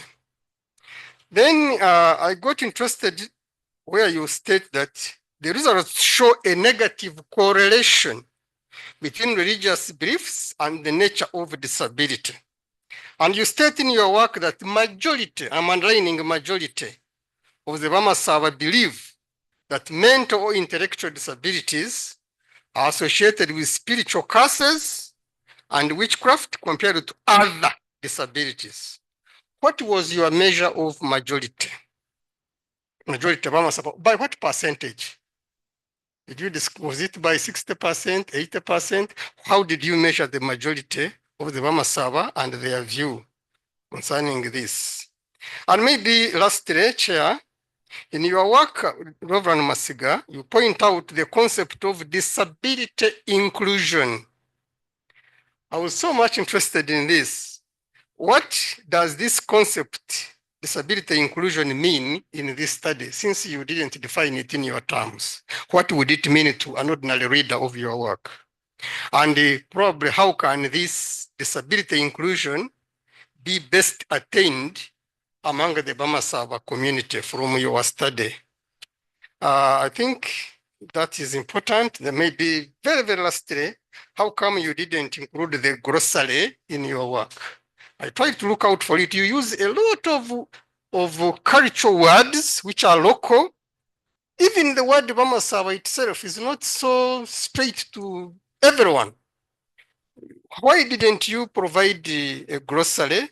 I was even wondering, words like Watoya, I've been reading them in your work, Umuleme, Namakoye, Mafuka. These words, maybe Dr. Maka on the panel knows these words and the dean, but some of us find them very difficult. Why didn't you provide a glossary to help us who are not from the Bamasaaba community to understand? And certainly you use a lot of Hebrew in your work. Now that is another area. I don't know how you can provide a glossary for Hebrew. Thank you very much. And I wish you the best. Maybe you can respond to me before I go back. Oh, can he? Hey, you said you take two. Okay, thanks. Chair, Thank you very much, Dr. Chris. I'll now invite Dr. Bernard Luerekera to make his submissions, and then Reverend, you'll be able to respond to the two after that.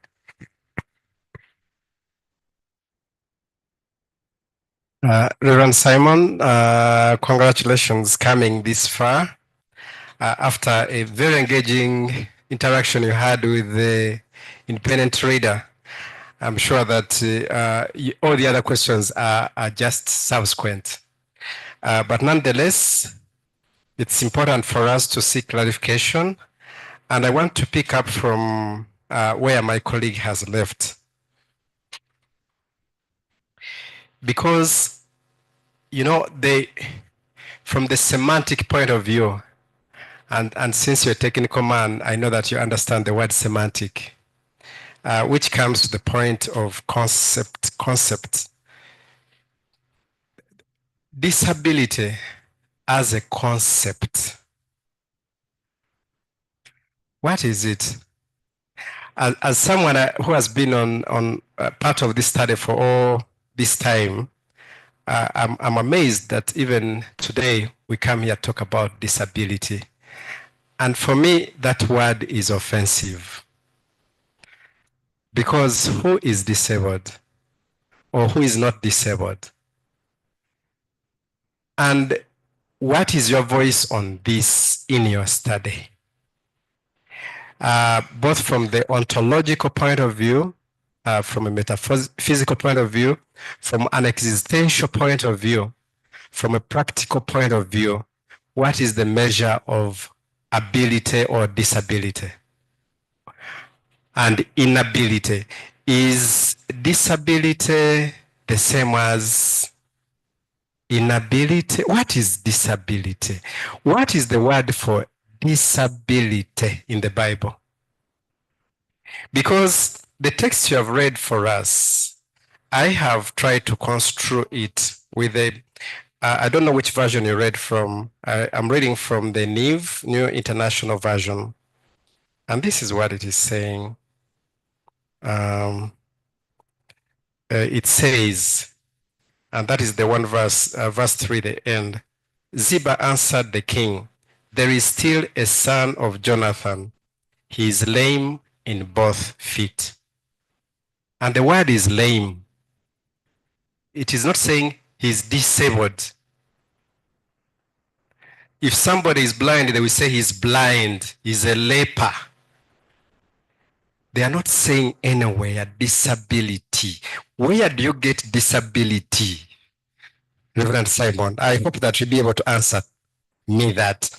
But in line with that also, I see that you use very interesting words in your oral presentation, which are more friendly to me. You talk about limited abilities. I am more comfortable with expressions like those because I think that's what all of us are. We are people of limited abilities where we excel at some point and at some point we need help. And that's why we live in community. You use the word like vulnerabilities. Those are good words for me.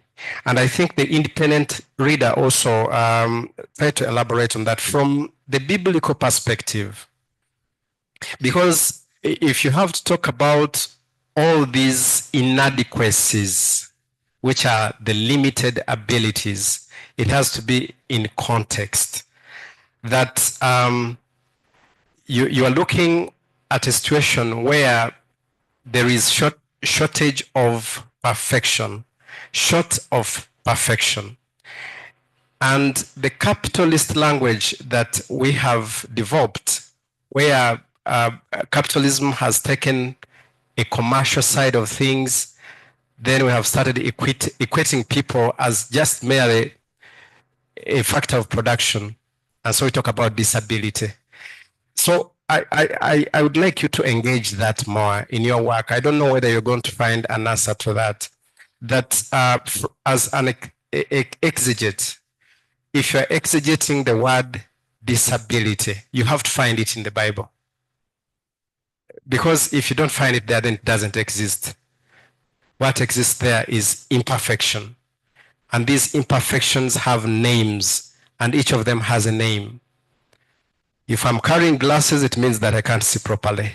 Maybe I'm disabled.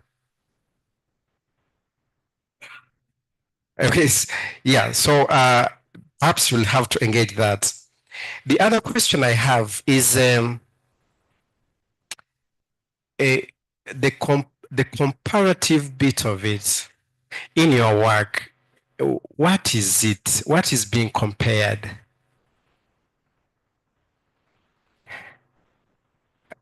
That is not clear to me at all. In my opinion, perhaps there is no comparison. Perhaps you are talking about the Bamasaaba alone, and you're talking about the biblical context alone, in my opinion. But it's something you might want to establish better. Then the people who have spoken before have talked about religion. The concept of religion is something that you have to come to terms with. I don't think that the study, the way it is conceived, has a religious dimension to it, in my opinion. Unless you want to tell me that 2 Samuel is religious, which is not true because it is biblical. And being biblical does not necessarily make it religious, because the other side of the Bible is culture. because it is a culture of a people.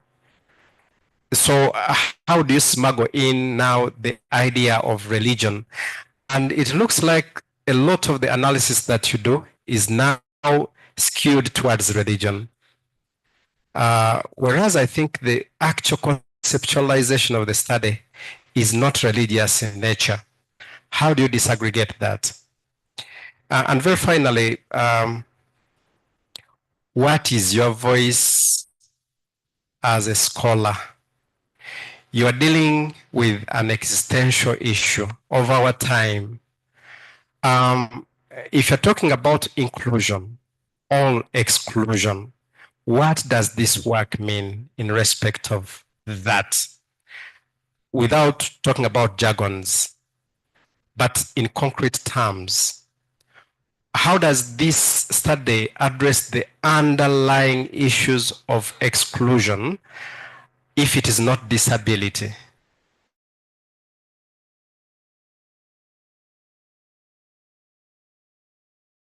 Construction, and I'm glad that you talk about whatever you call disability as a social construction, but everything is a social construction. So how does this study address that in a fundamental way?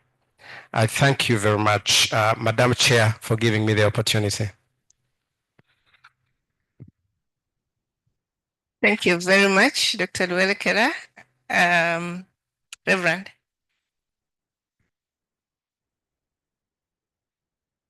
Wow, thank you. I think beginning from what Dr. Chris was bringing up, and I think I need to make a mention, Chair, that in my previous report before examination, I'd done a series of couple of terms exclusively, and when the external examiner brought my report, was recommending that I limit the terms based on what is in the title, and I only actually disobeyed him by including 2 terms because they were very keen my study, like Dr. Luelekera has concluded. So my terms are limited here in the report because based on that feedback from external examiner. That's why those terms are limited. But I've also loved from you that a glossary is good in my work. And when I was engaging with my work, I've given translation to different words I've used. If they're Hebrew, I've given a translation. If they're Bamasaaba, I've given a translation. But if a glossary can make my work a little magnificent, I promise you I'll add it. If it will do that. Why 2 Samuel? I made a mention of 3 things, and also it addresses about what Dr. Reka is bringing out. I acknowledge from a hermeneutical perspective that the Bible doesn't have the word disability. And I make that clear in my work. And the reason is because what we perceive as disability is a social construct. So the Bible doesn't have one word, but there are defects, which you mentioned. The Hebrew is mom, the defect, limitation. And why do we read that? It's because of what we call the perfection, functionalism, purity, and holiness ideology of the history of Israel. So we read that dominating the language in the Bible because it is being read from that cultural view. That's why we read defects and that. But later we find that. So why do I read a text which is on a crippled man and read it as a text on disability? I think later, maybe when we have extensive discussion after this panel, there's something interesting I discovered we can share as a department, because you're all coming from my department. And this is an interesting thing. When the limitations that my senior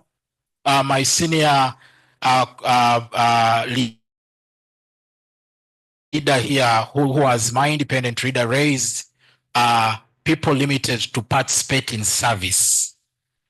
Now, because disability is a social construct, when someone lived with an impairment, they would see him not fit to be in service. That's why we read Leviticus limiting priests not to participate. We read stories about how Mephibosheth would not qualify for the throne because he's that. And so because of that limitation that comes with one's bodily difference, and I acknowledge and I appreciate you, Dr. Rokera, for seeing that in my work, that I actually ran away from the word disability and I begin engaging it with limitation. Limitations attributed to bodily differences that does not reduce one's ontology of being human. And I emphasize that critically because I discovered that disability is not linear in history. Because remember that the word actually comes in play when the sociologists are contesting the movement after the medical people are actually discussing the physiological limitation. Then they introduce impairment. Then later, the social model introduces disability. Then later, the cultural model introduces handicap. So I see that historically as something that, so because historically it's not a linear concept, I couldn't deceive myself in the work that I can have a single term for disability. That's why I engage it with that. I find this critical. And relating that, Dr. Chris, I appreciate that you observe this.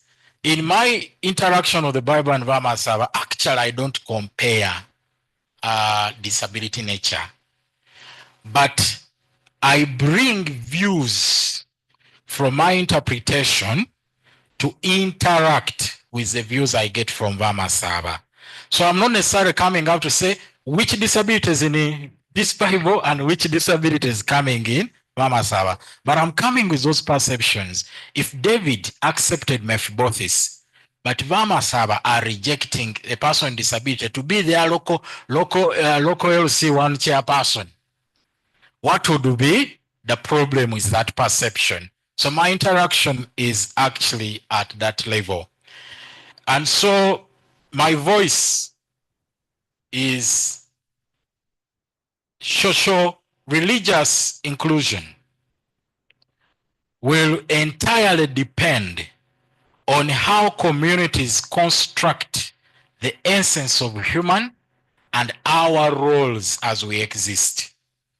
I acknowledge that as humans, we exist with inherent limitations.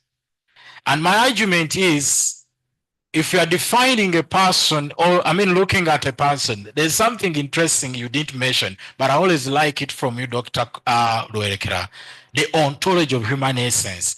Now, in my work, I discuss two terms which are interesting, Chair, that I want to mention.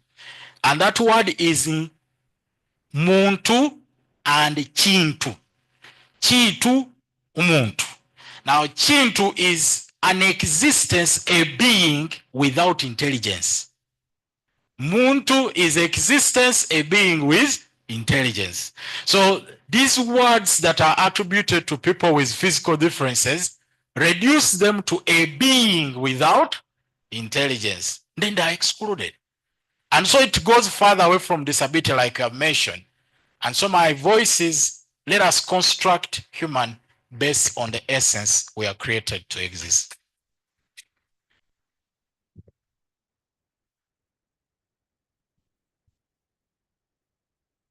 All right, I would now like to invite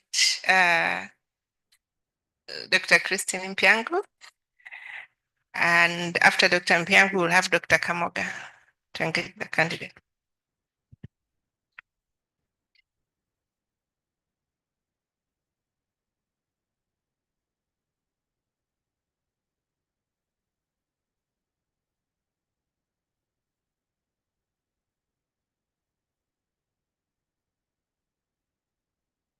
Thank you, Chair, and thank you, Reverend Masiga, for giving us a beautiful morning with your work.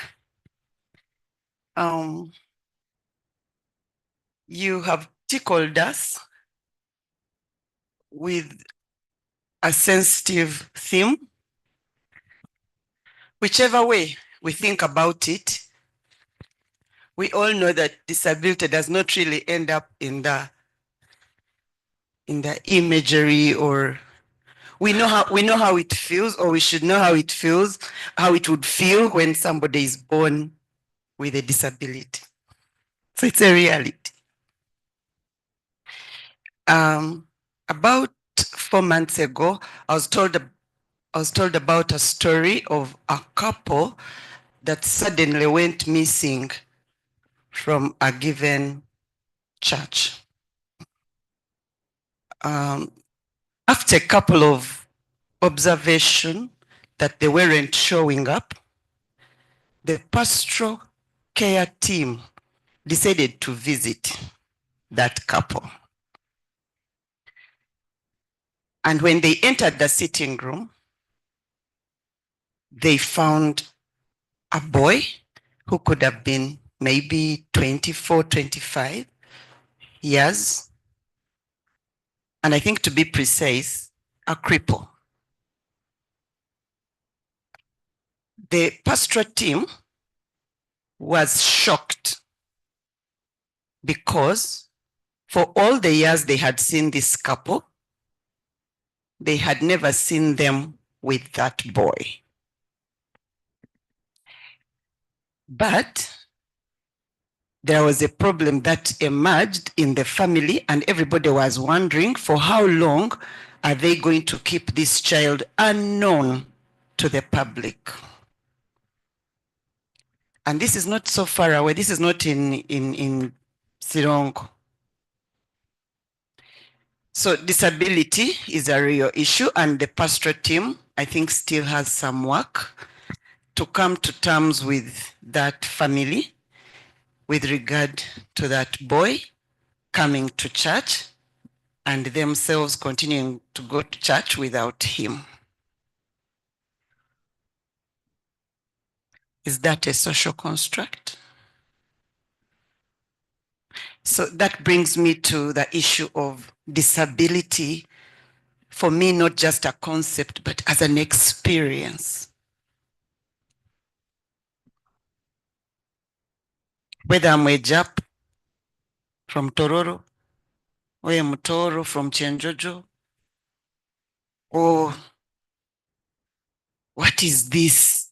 For me, it's an experience that actually limits you.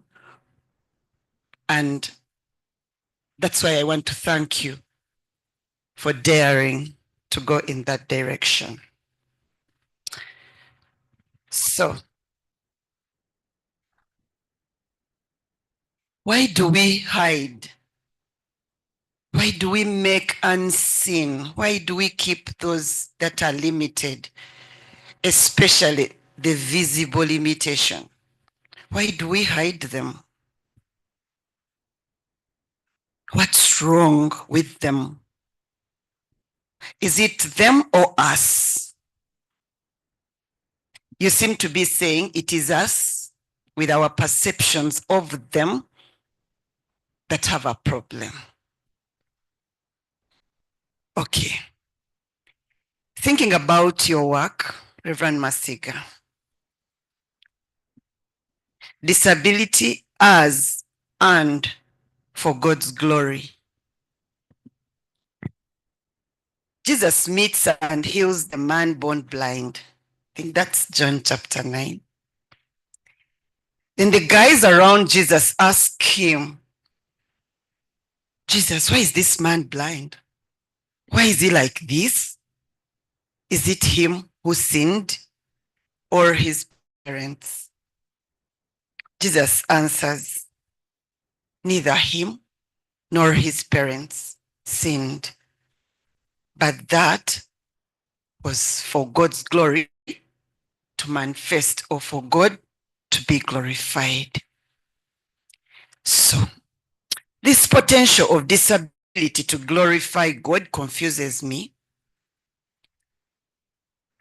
And yet at some time we know that God at some point in the Old Testament does not seem to really like things that have blemish, but he has made them.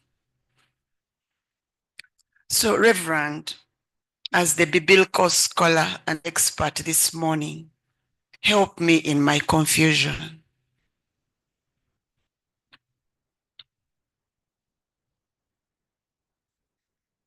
You talked about, when you were talking about enabling theologies and all that, you did talk about also the ritual performance, which naturally tickles me. So you mentioned that actually when you first said it, I thought those men, or yes, the men with disability don't do imbalu. So is what the Bamasaaba men with disability, is what they go through actually imbalu? If it is not, then we can say that at the ritual performance of initiating the Bamasaaba men from boys to men, there is actual exclusion. Because it seems what they are doing is not imbalu. So they do something for them to at least know that they are actually, they have been circumcised. This takes me a little bit back to the issue of disability as an experience. Do you think the men who are being circumcised, the way those men are circumcised, those with disability are circumcised, do you think they are satisfied? How inclusive is imbalu? And then I'll soon sit down, because one of the issues I wanted to ask was about the representativeness of Second Samuel, but it has been overly attended to. You belong to us, and we are very proud of you this morning. Religion and Peace Studies. How does your study make a case for religion and peace studies? Do you think there is a relationship that's promoted by how we treat and respond to those that are limited in terms of issues surrounding peace? Do you think that we could also think about the social inclusiveness of people with disabilities in promoting peace in the world?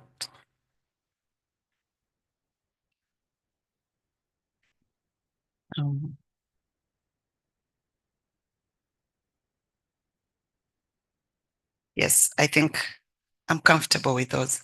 Thank you, Reverend.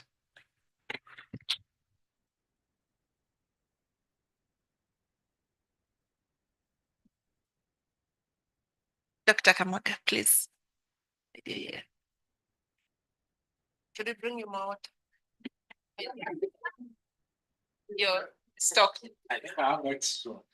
Okay.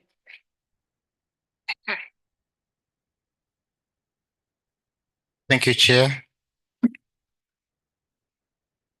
Thank you, Reverend Masiga, for sharing with us your work, and congratulations on reaching this far. Certainly, there are some interesting conversations that you have had about things we have talked about.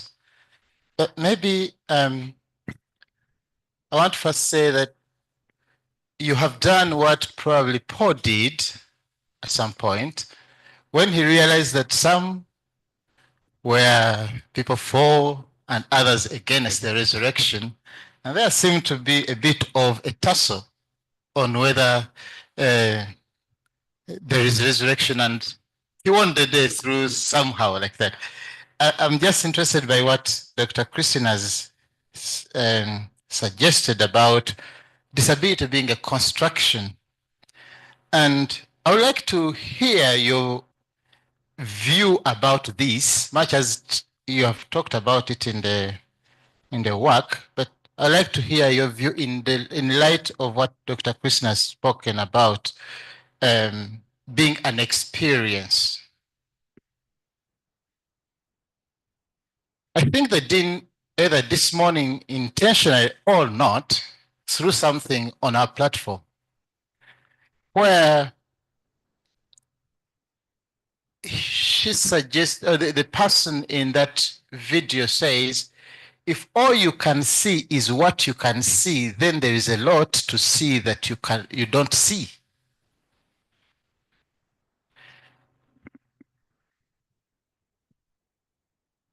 Disability, the concept, as Dr. Reka brought it up, it talks about impairments. And an impairment is different from a disability. One of the questions I want to ask you is, where in your work do you locate disability? In the mind or physically? Because I don't think that came out very clearly. And I think when he was asking you about what is your original contribution, and what would you say to people out there who go on, I think if I am here and I go to the Bamasaaba and I am not able to speak your language, I am disabled. So the question is, whose disability is amplified, and why do we amplify this disability and not the other disability? This connects to the question I want also to ask you. Inclusion is at which level? Because in the old text, page 156 to 157, you talk about that the family religiosity, than religious affiliation, is the main determinant of disabled persons' religious participation. I was not very clear about the institutional religious barriers that prevent participation, because assuming that we repair the aspect that we are talked about and we say, okay, people are not included. In your recommendations, I was looking keenly to see whether you are going to talk about using brailles, creation of lamps, using sign language.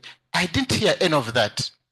And therefore, I asked myself, your inclusion is at which level? Simply bringing people to the space where others are, but what about the other things that make them to actually fully participate? Like giving people brailles that they can read for themselves, creating lamps where they can pass, and spaces where they can use to go for convenience. I mean, that was quite something which missed for me. Again, you said something in your presentation which caught my ear. You said religion is more institutionalized and culture more socialized. Whose worldview are you using? Are you using the Western dualistic worldview, or you are using Mbiti's worldview? I would like to get your response on that. And did you take it for granted that all traditional religions in Africa were polytheistic and the Western religions are monotheistic? Because you made that comment, and I would be very happy to hear about that. Maybe my last comment I want to make is to push you back to where the independent reader and a few other people have talked. And I think we have had this conversation at some point. David doing what he did, and even your use of the word hesed, we see kindness, we see mercy, we see royalty. There is nothing about the recognition of the personhood of this person. So was it not about David wanting to create a sense of feeling okay that I have fulfilled my duty, I have fulfilled my promise, than him as leader? Because that's one of the things you brought up strongly, that a leader, David showed leadership.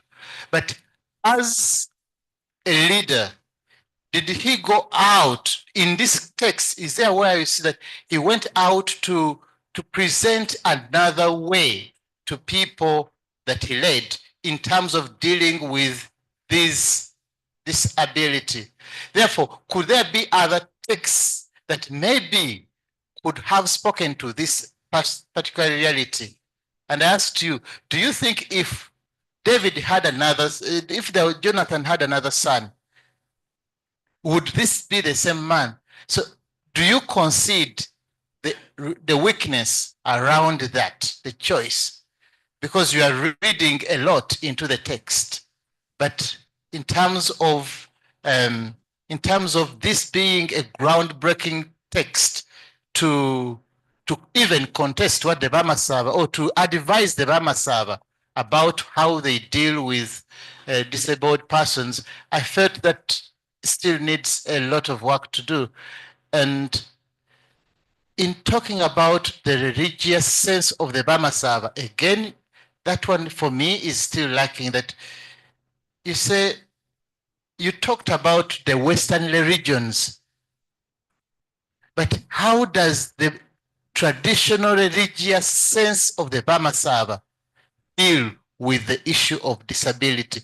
It doesn't come through very clearly, because all these are received perspectives. So how do you help us to appreciate what richness there is in the traditional religious sense of the Bamasaaba than in their current perceptions? Chair, with that, I want to submit. Dr. Kamoga. Unfortunately, Reverend, you have to watch us take tea as you respond to these questions. And you can keep your answers precise. Yeah. Okay, thank you. I think bearing in mind that there's a social reality of living with the disability, I acknowledge that the fluidity of the term does not limit that the experiences are severe. And I've discussed this in relation with the really contextualizing issues to do with the impairment, handicap, and this extensively in my work. I find it very interesting when Dr. Christine pulled Imbalo in conversation. I looked at Dr. Makwa, but he didn't look at me. And the reason I looked at him is because when I was writing my MA on Imbalo, I used his work. And so I looked at him, I thought he's going to come up and support me in this, but it's interesting.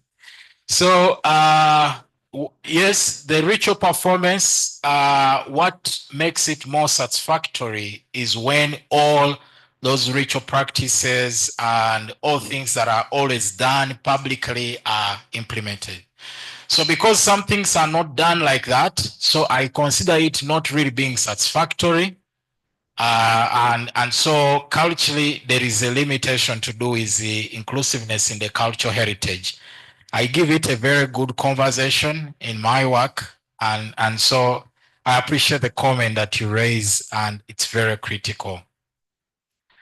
One of the things I've struggled with when I'm studying the Bible is asking questions that how does God really view what has happened? Something done for God's glory. Dr. Christine, I'm happy that I teach with you the Bible. And one of the key questions we struggle with is when cultural contexts form what I call ideology for understanding what's written.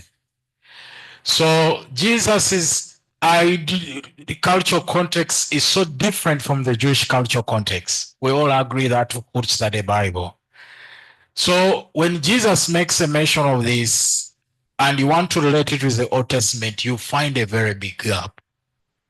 And I want to confess to you, I've never gotten an answer to that, Jesus' answer to them. Does people exist that the glory of God is revealed? There's something interesting I discovered I want to make a mention. And it is this. When God creates all things and he says it is good,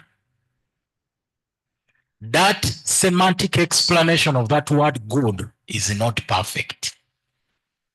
It is good because it serves his purpose for creation. Perfection comes within our social setting. And which standards have we put? When I was in the Jewish community, while writing my study, I discovered something interesting. The Jews discovered that when someone has a disability, when they're offering worship, the nature of the disability distracts people from focusing on God, and so they'll focus on the disability. So to solve that, before a minister would be allowed to serve in that community, they would make the minister who has a physical disability or any disability to first live with the community. Then the community understands the reality of living with him. Then the community appreciates that, okay, even if he looks like this, he's still reading the Torah to us. So when now they are seeing him, it doesn't become a distract. So I found that as a very critical social reality that I want to make a mention. Dr. Kamoga, I don't know, I think I will also try to see if I can engage what you said a little differently. But Chair, in my work, I give an extensive conversation on Bamasaaba religious tradition. And I draw how Bamasaaba traditionally perceive God. How do they believe, which rituals they practice in reverence for God? Now, if I'm looking at religion as a set of beliefs that people inherently hold in their view of the sacred, then this work brings that religion, that religion argument very clear. So the way I make a mention of institutionalized and socialized, I appreciate that you make mention of Mbiti. One, I buy the idea of Mbiti of talking about Africans as inherently religious. And because of Mbiti's view, I want to confess I was having an amalgamation of the Western view and the African view. And that, of course, comes in handy in my understanding of religion. But like I mentioned, religion is more to do with beliefs that people hold in their view of the sacred, and culture will do with more of beliefs that shape how people live socially. And that's why I draw between social and institutionalization. And Chair, I want to submit by accepting that in this department, we deal with how texts can become lenses from which we can promote peace amidst conflict societies. And because of the hermeneutical methods that I suggest and the inclusive participation, I want to agree that human security, human peace among households and communities all depend on how we approach conversations regarding existentialism. How do we exist with one another? So I believe my work will make a very big contribution in the department. I appreciate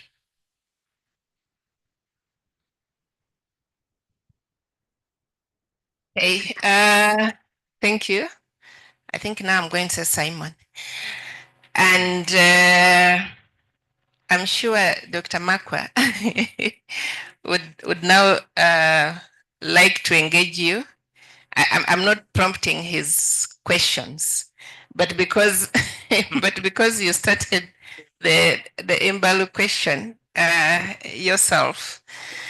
Dr. Makwa, please come over here.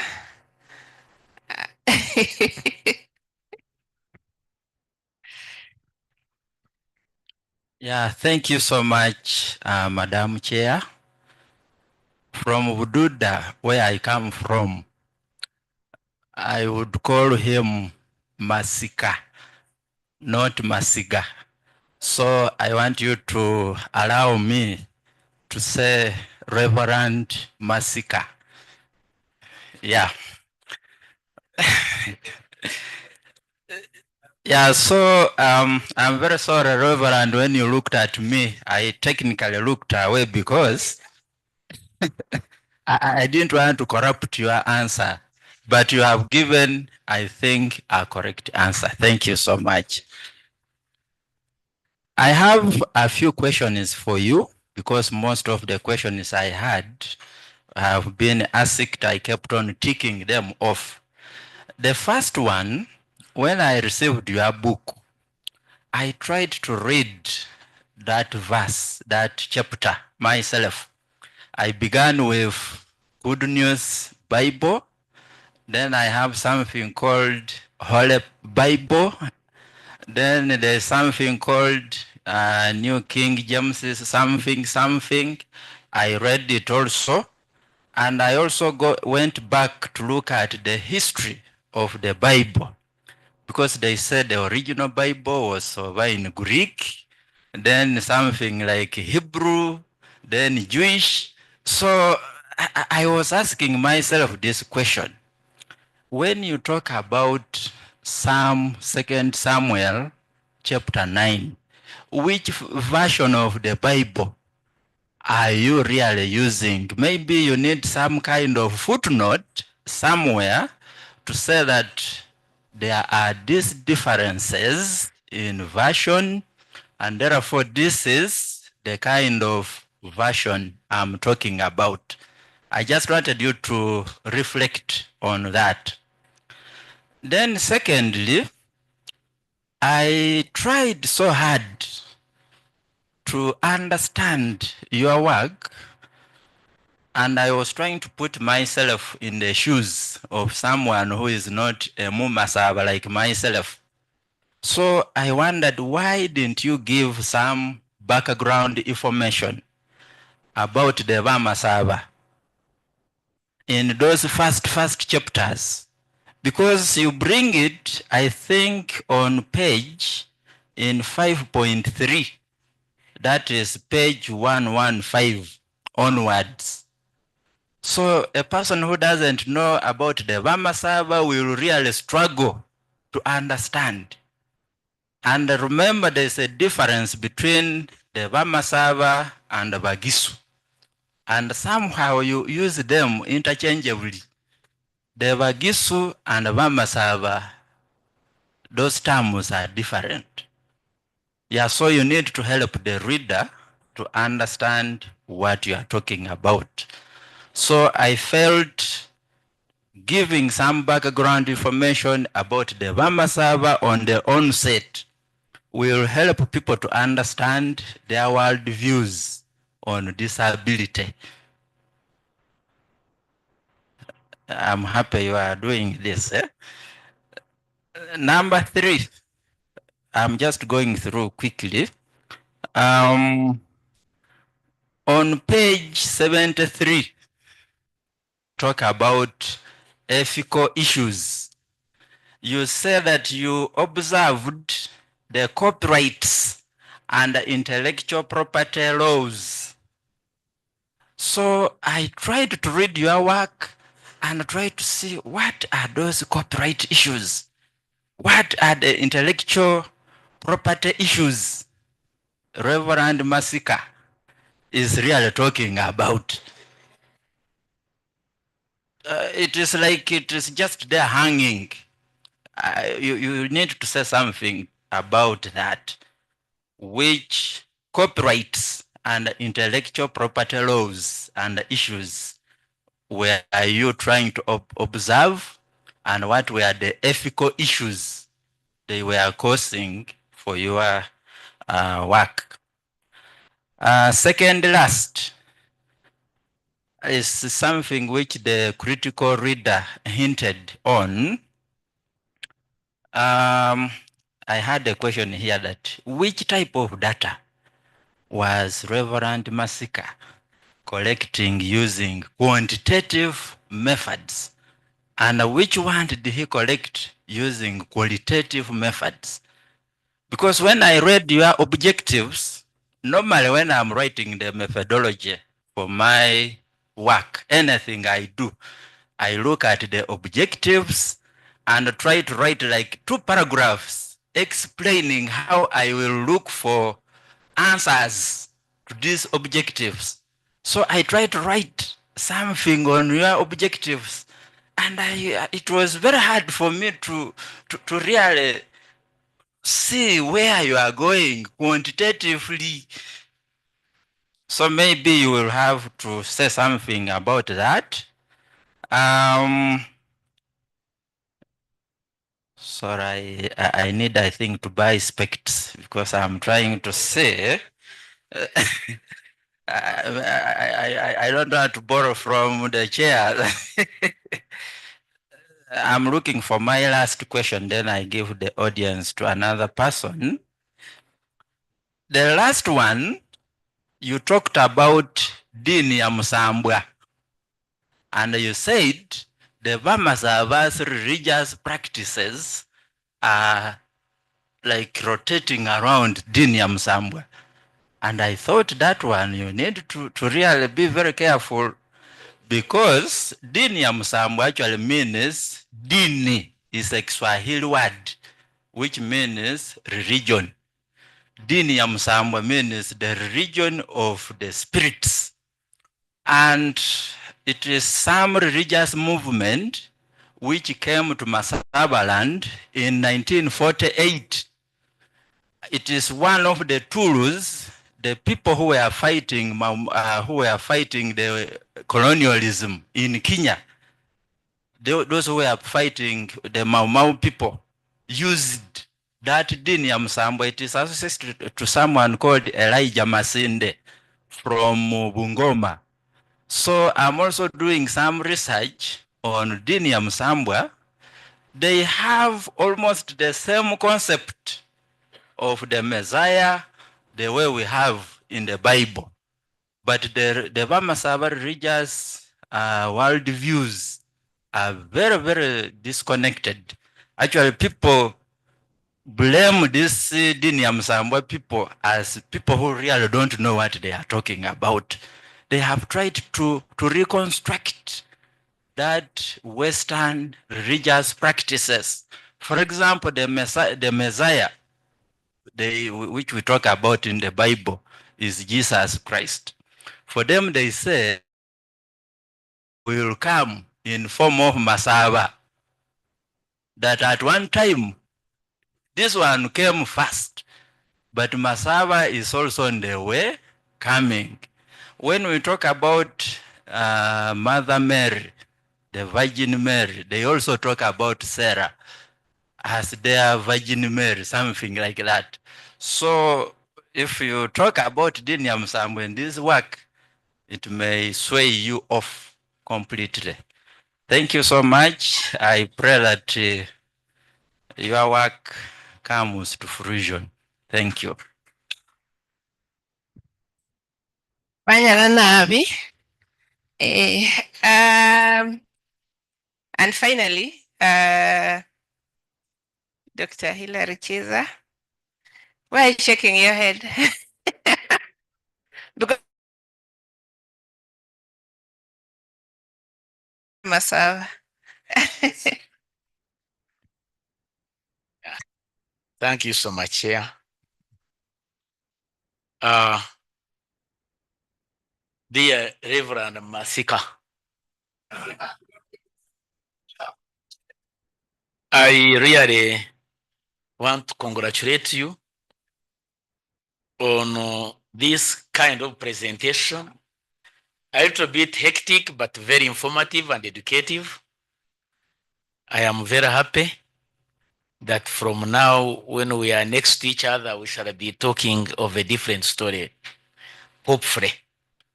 I shook my head when the chair called me, because I more or less seem to be looking for something new.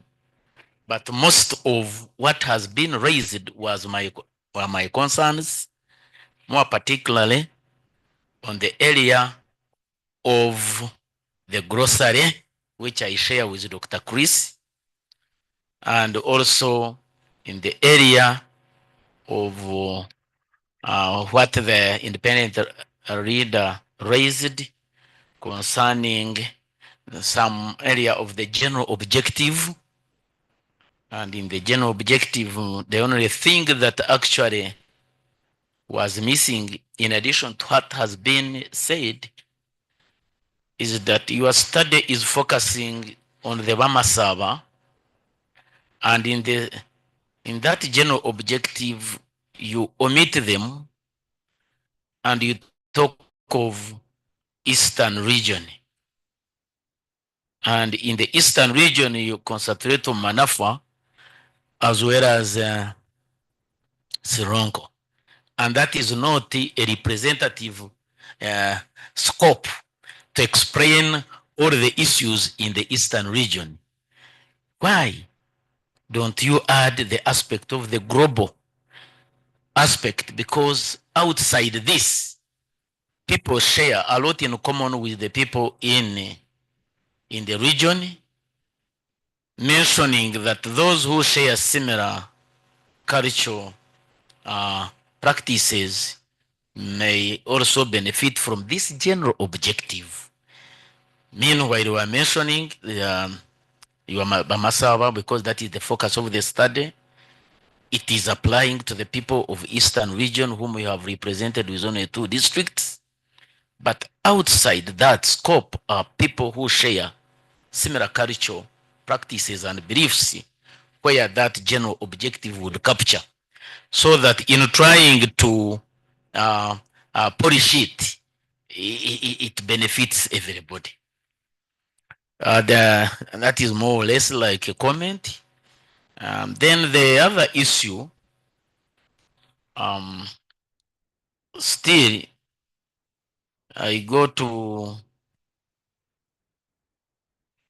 I share the issues of monotheism versus polytheism for us, because also it brings trouble. At the end of the day, you will find we are scoring in the same goal.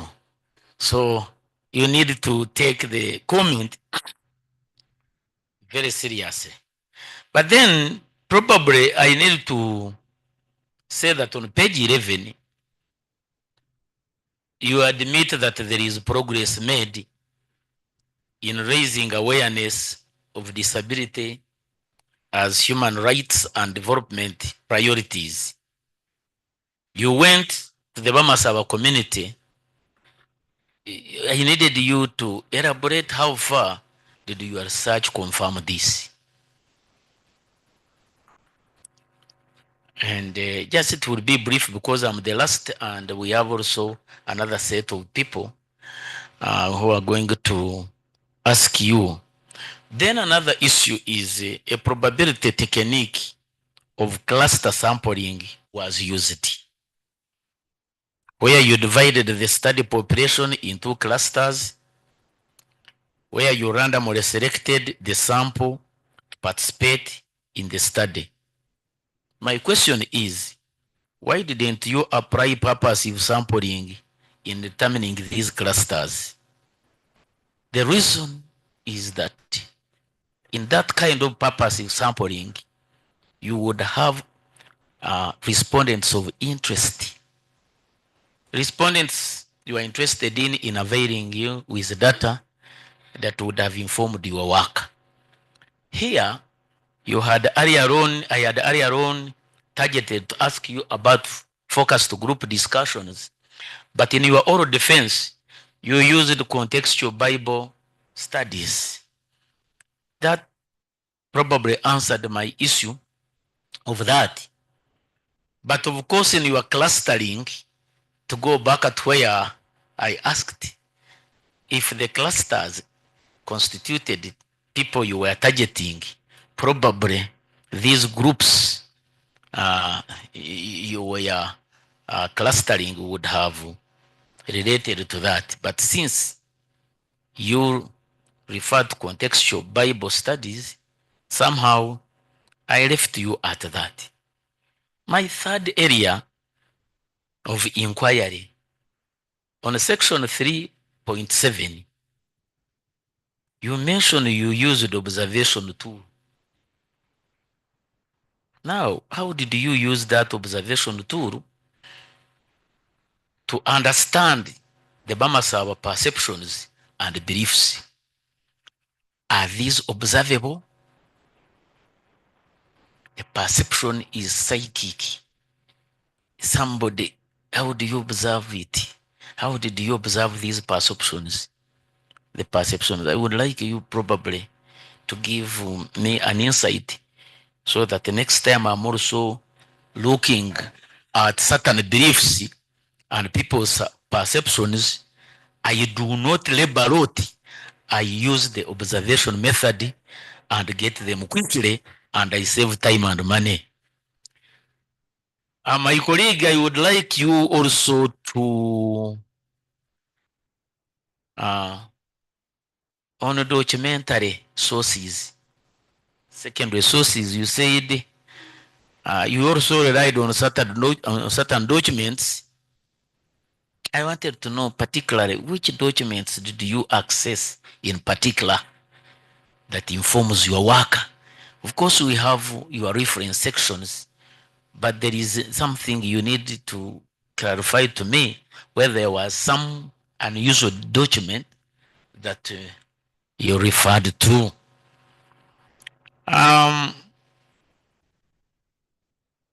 Yes, this one has already been mentioned about 2 Samuel chapter 9, whether it is a representation. But I would also add my voice to other people, because there cannot be a mistake in the similarity of responses. It must be stated clearly.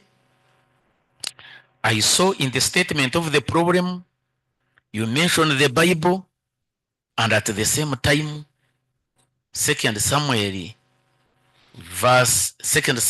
chapter 9 is a representation of the Old Testament aspects you want to deal with.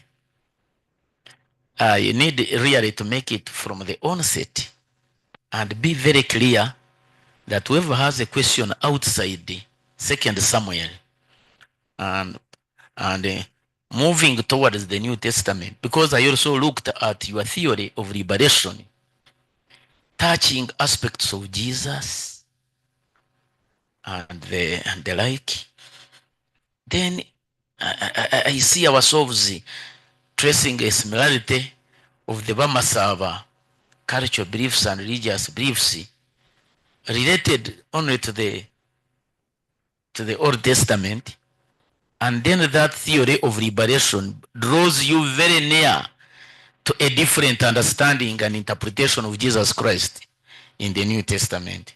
So that kind of reconciliation, in my view, needs to be harmonized in order for you to stay in the context of your study.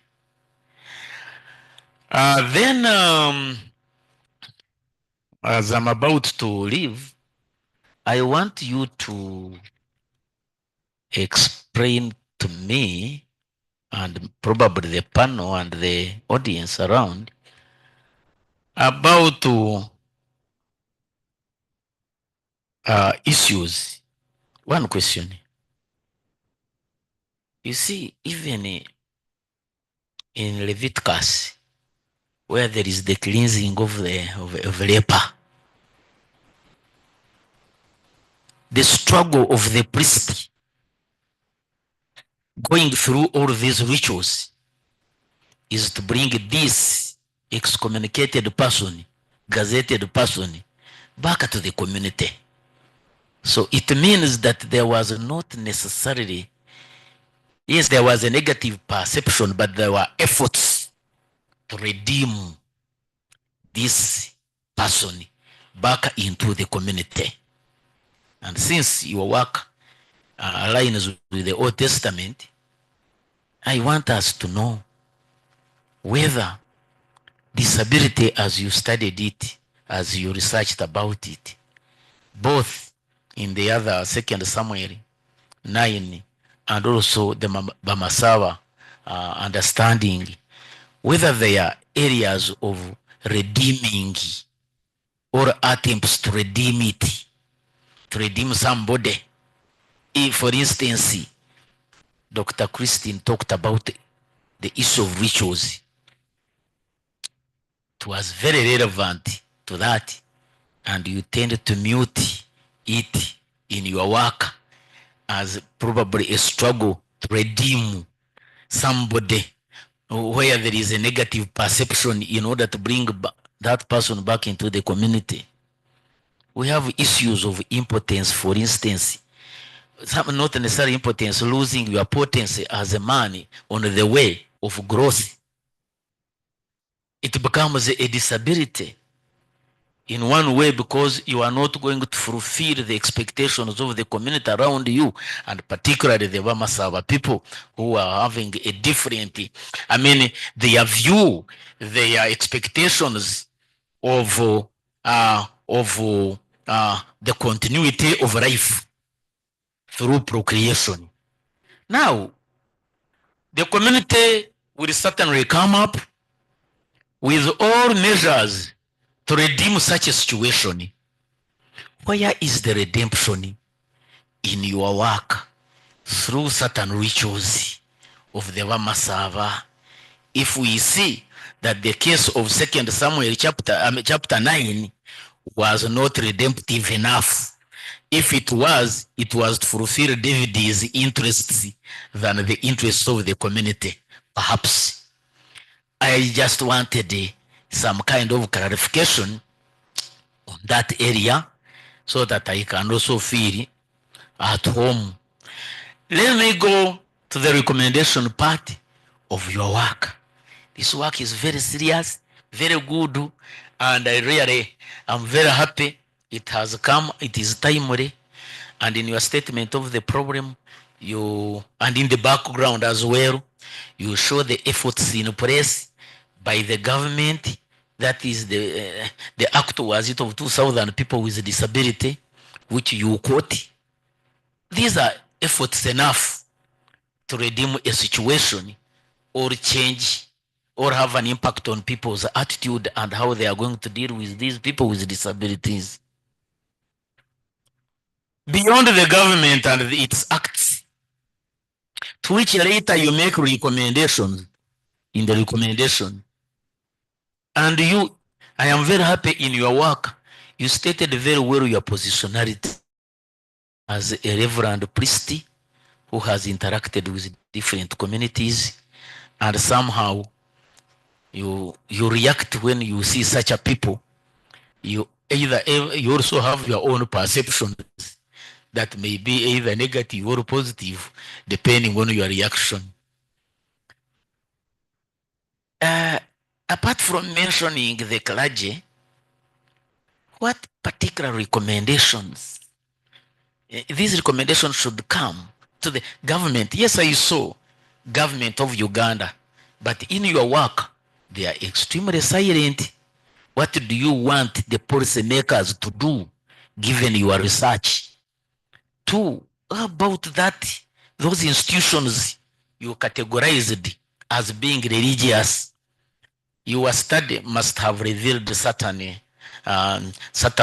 your model, especially the model you raise.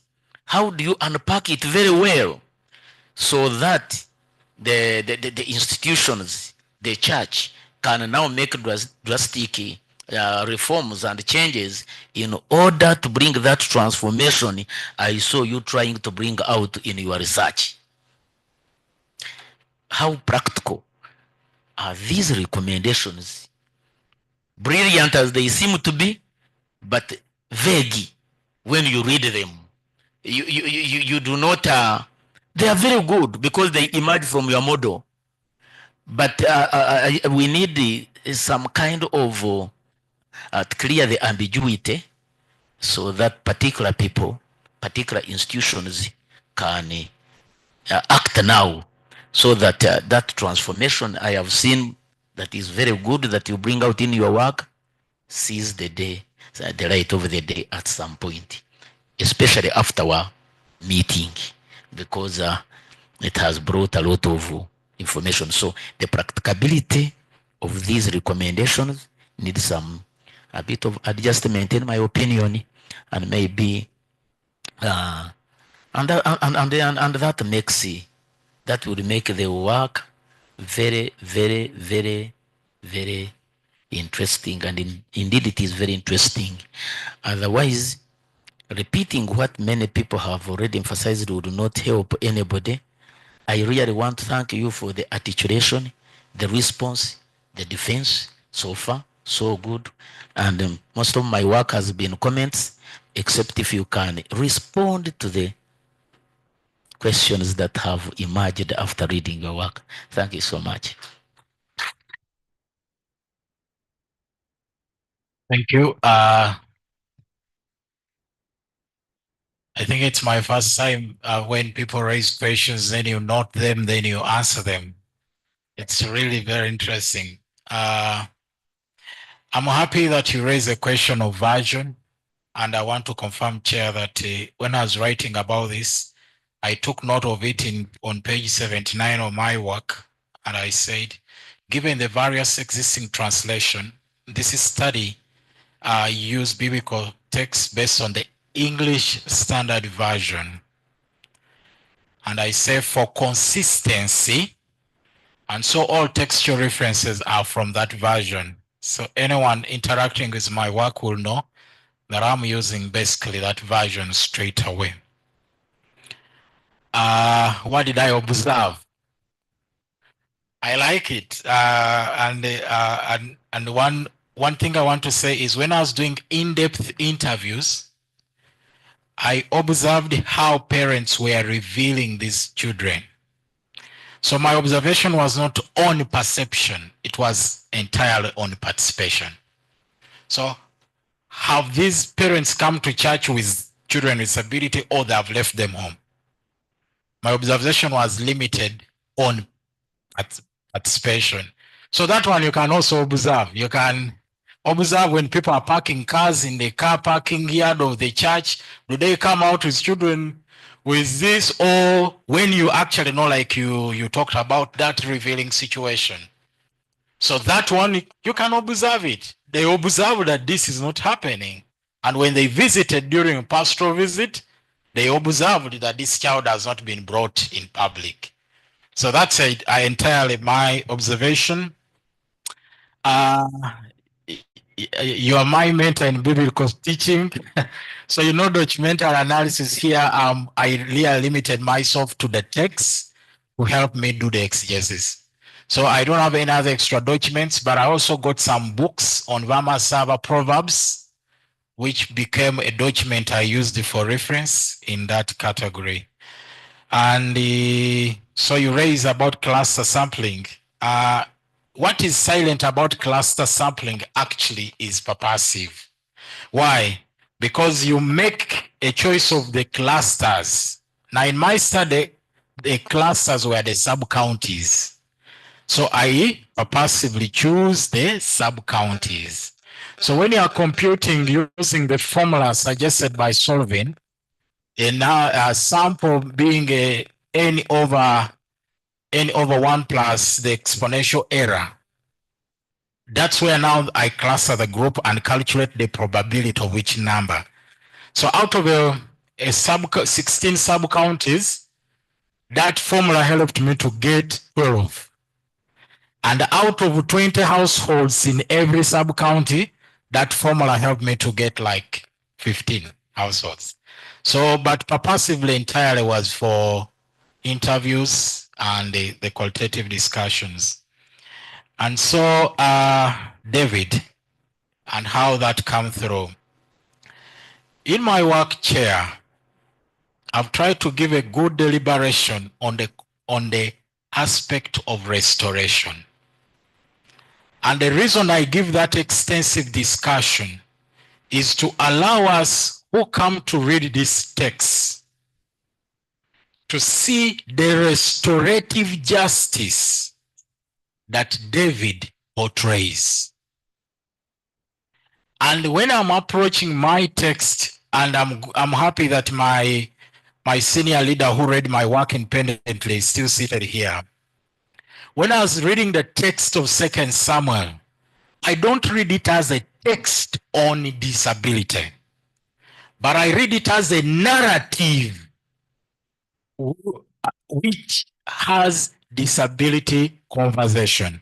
If we relate 2 Samuel chapter 9 and relate it to 2 Samuel chapter 5, you would see where the entanglement of the conversation of who should come in the city and who should not. And so if you bear with me that the discussions in the text, the narrative discussion, are informed with the religious prohibitions that the Jews held about disability.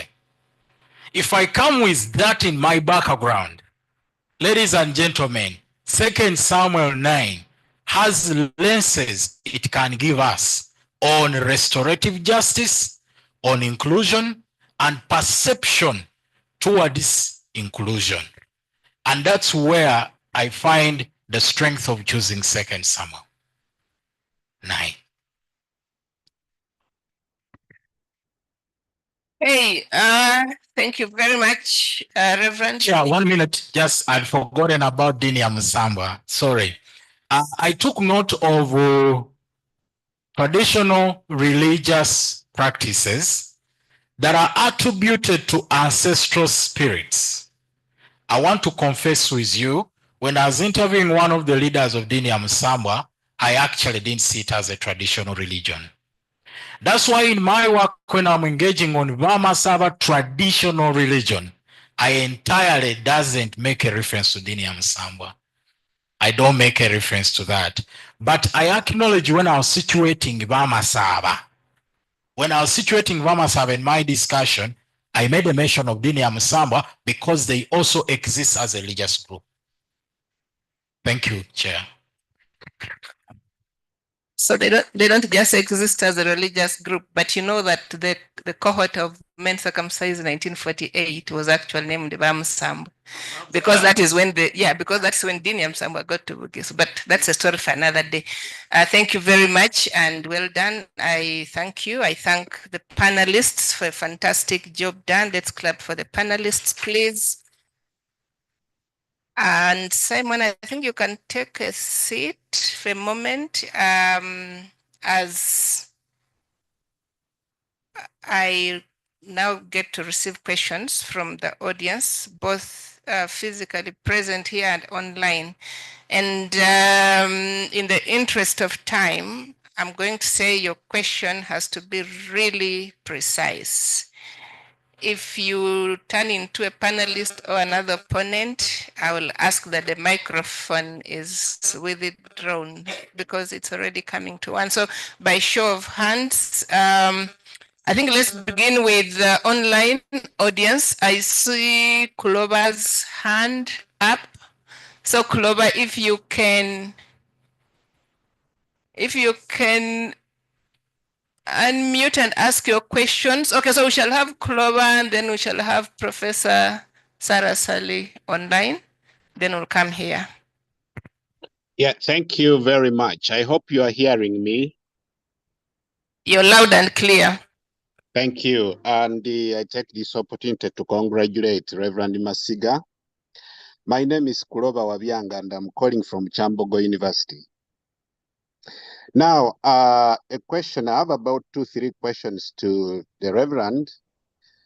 The first question is, the name Mephibosheth has a Hebrew connection to the word busha, which means shame.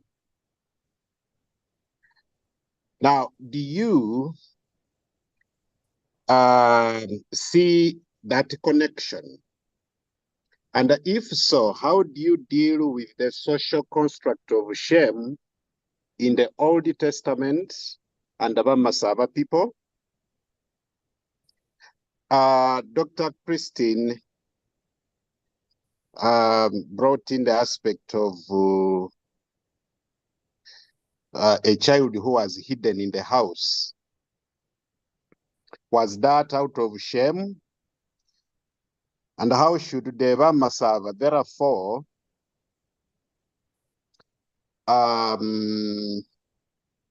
what should they learn from that?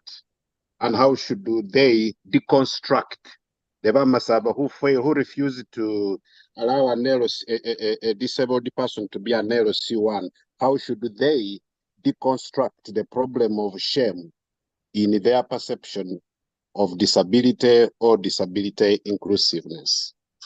Secondly, well, I have not read your work, Reverend, but I wonder whether you also deal with the character of David. David severally is portrayed as a man who has debased himself from the maxims of royalty, and he's a person who eats with the lamb, who dances naked in public, etc. There is a way in which he is constructed different from other kings. Is your study also looking at? I overheard you say that at the, in your some of your statements. To what should Bamasaaba learn from the character of David? The third question is, we are talking about initiation, and from your presentation, you seem to say that the disabled people are circumcised, but they are not initiated. If we take initiation into, to mean something else, to be brought into the domain, does it mean that the initiated or the circumcised disabled people are not initiated? And what does that mean, therefore? Are they not men enough? Lastly, there is a statement you mentioned in Rumasava, Oyalinga Ifuho Baskusonavila. He is like a lame person who repairs shoes. Now, this is quite interesting. What is your hermeneutical reflections on the word mafuho? Well, knowing that ifuho denotes something that crawls on the ground, then unava tsingato, one who repairs shoes. One who repairs shoes, of course, bearing in mind the shoes having a symbolic meaning in terms of socioeconomic status. This one is repairing shoes, and yet may not be having the legs to put on them, vis-a-vis one who is putting on them. The person repairing shoes or cleaning shoes may not have legs like Mbabazi, who is lame in the legs, but he is in the Gishu symbolism of language, someone who is who does repair shoes for others. I submit. Thank you, Chair. Thank you. Professor Sarasali. Good afternoon. Can you hear me? Yes, we hear you loud and clear. Okay, thank you. Congratulations, Reverend. I'm going to go straight to the question, although I had put some of them in the chat. My question is, I did not hear the intersection of the two identities of disability and gender. Where these intersected, what kind of experiences did they create for women who also had some forms of disability, both in the Bible and in the Bamasaaba community? And then with that, then I ask, how do we approach, how therefore would we approach restorative justice from a gender perspective as informed by your study? Thank you. Okay, I don't see any hand in here. Okay, Agaba, please unmute and ask your question. Yeah, thank you so much. The moderator, mine is to appreciate Masiga as a member of the Young African Theologians. We are happy and most of us are watching your defense. But I wanted to know what method did you use? What hermeneutical method did you use to interpret the biblical text in which you are referring to your dissertation? Thank you.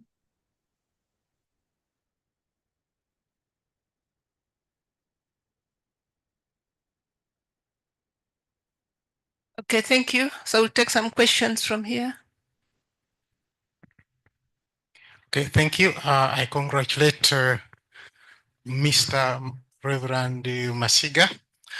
I am from the Bamasaaba land, and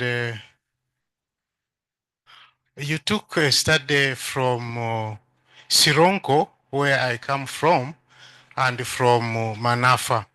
Now, Mbale is in between those two districts, and it has more of the kind of people you are looking for.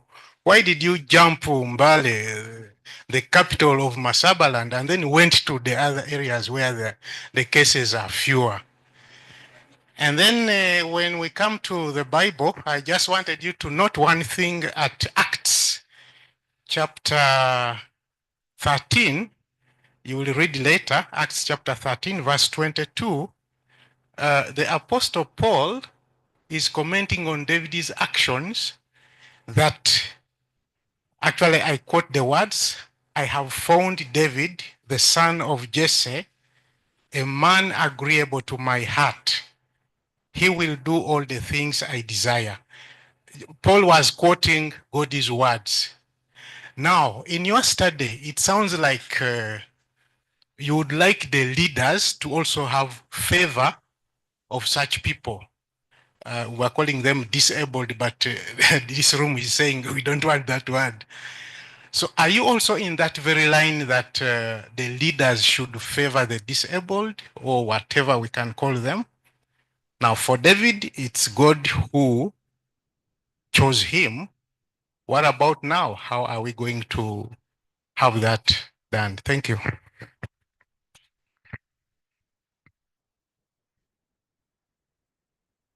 Congratulations, Reverend. I just have a comment that since it is an interdisciplinary study, don't lose your focus on taking on different views. You keep focus on your world view. Thank you.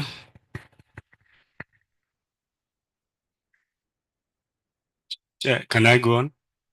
Thank you very much.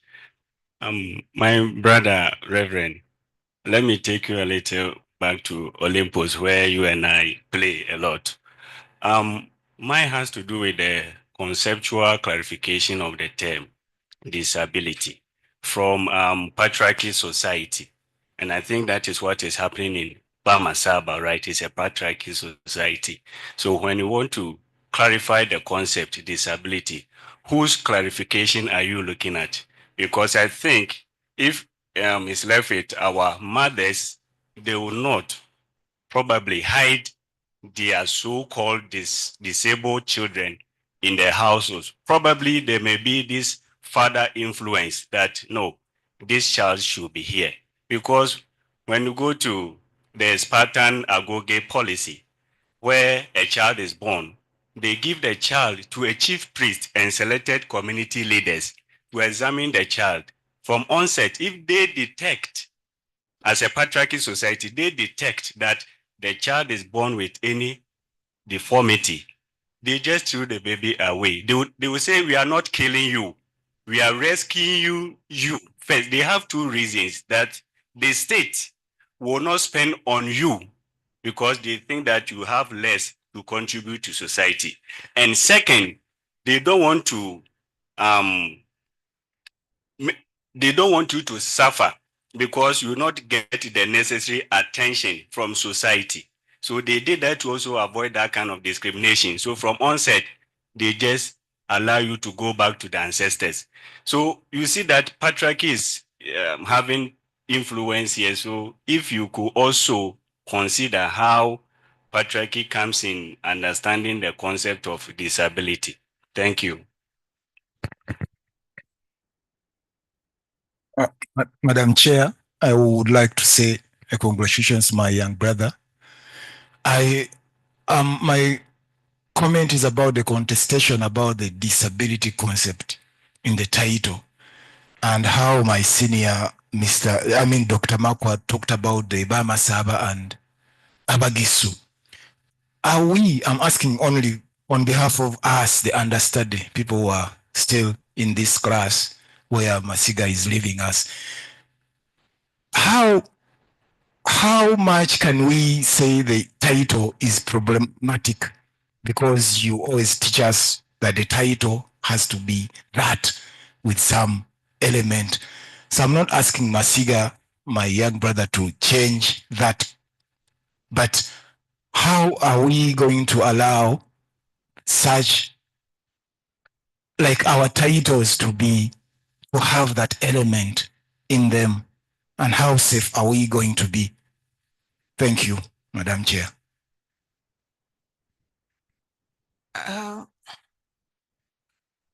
Okay, so that will be the last.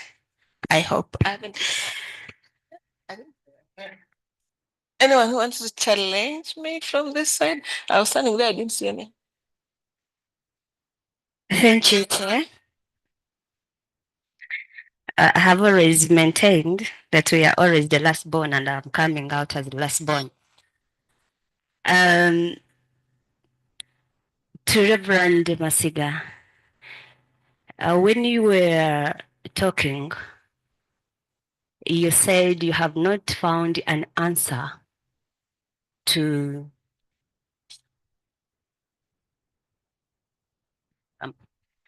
sorry, I don't know why it is disturbing me, but you are saying you have not you have not found an answer to the notion that disability is a manifestation of God's glory. That is if I got you rightly. And I would like to contest your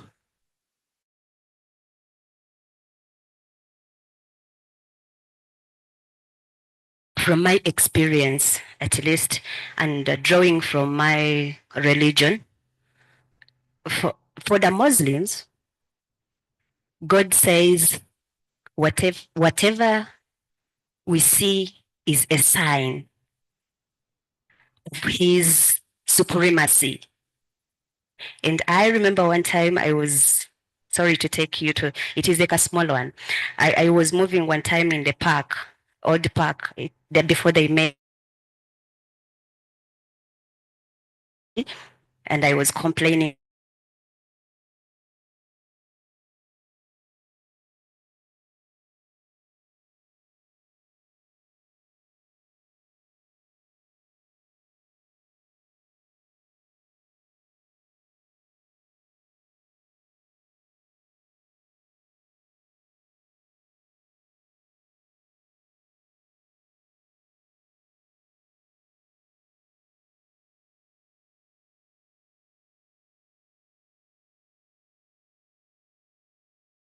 So for me, to clear your doubt, whether it is a manifestation, disability is a manifestation of God, we can draw from my experience that indeed it is that by looking at disabled people, we are able to worship God more. We are able to pay more attention and appreciate what we have from God. So this is not a question to you, this is not a comment to you, but I just wanted to clear your mind that disability is a manifestation of God's glory, and from that we learn to worship God with one heart and appreciate whatever they have given us. But it is also not to us who are, okay, I don't know whether I'm not a disabled. It is only also not to those who don't have any form of disability. Even to those who are disabled, it is a sign that they have to come closer to God, because God always has a purpose. Aye, thank you. Okay, they bring the mic. Okay. So thank you very much for the questions. Somebody had sent me, as people asked questions about disability, and somebody sent me a text to say that one time she was told that rather than refer to them as, rather than use the word disability, in some places they talk about people with additional needs.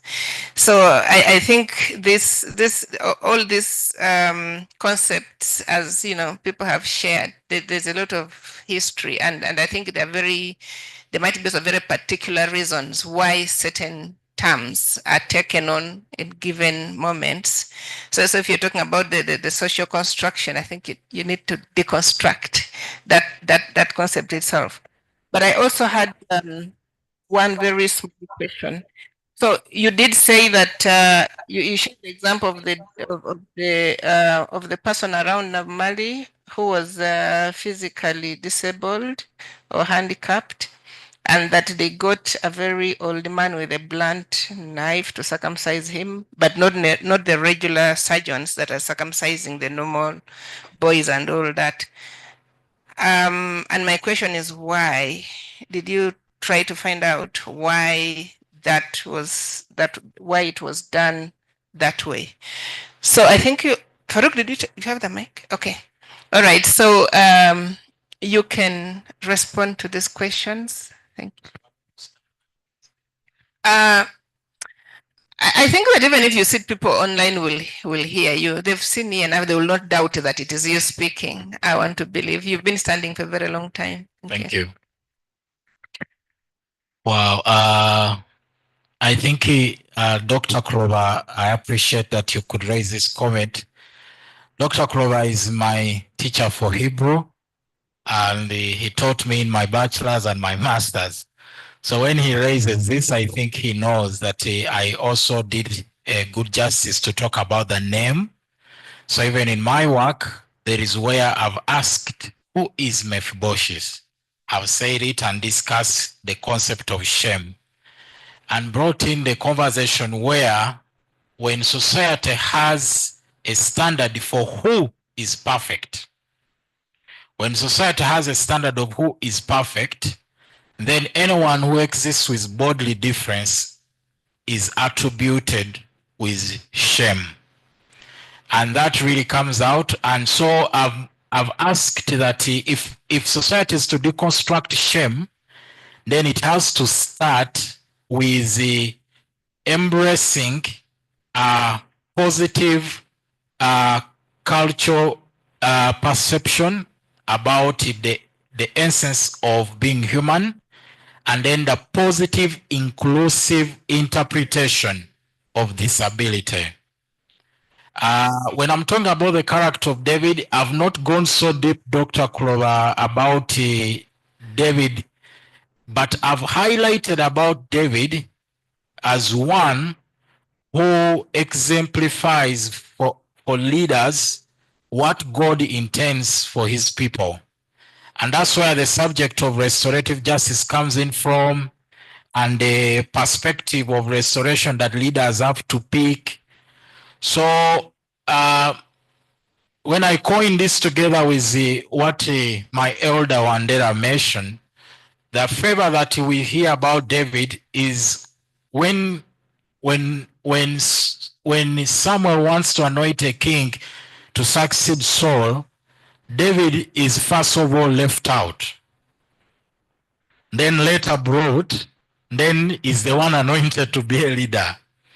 I believe in my exegetical discussion of Hesed, the kindness, the mercy of God, which I discuss at a level of between God and human and between human and human, there is a lesson. There is this lesson that God has been merciful to you.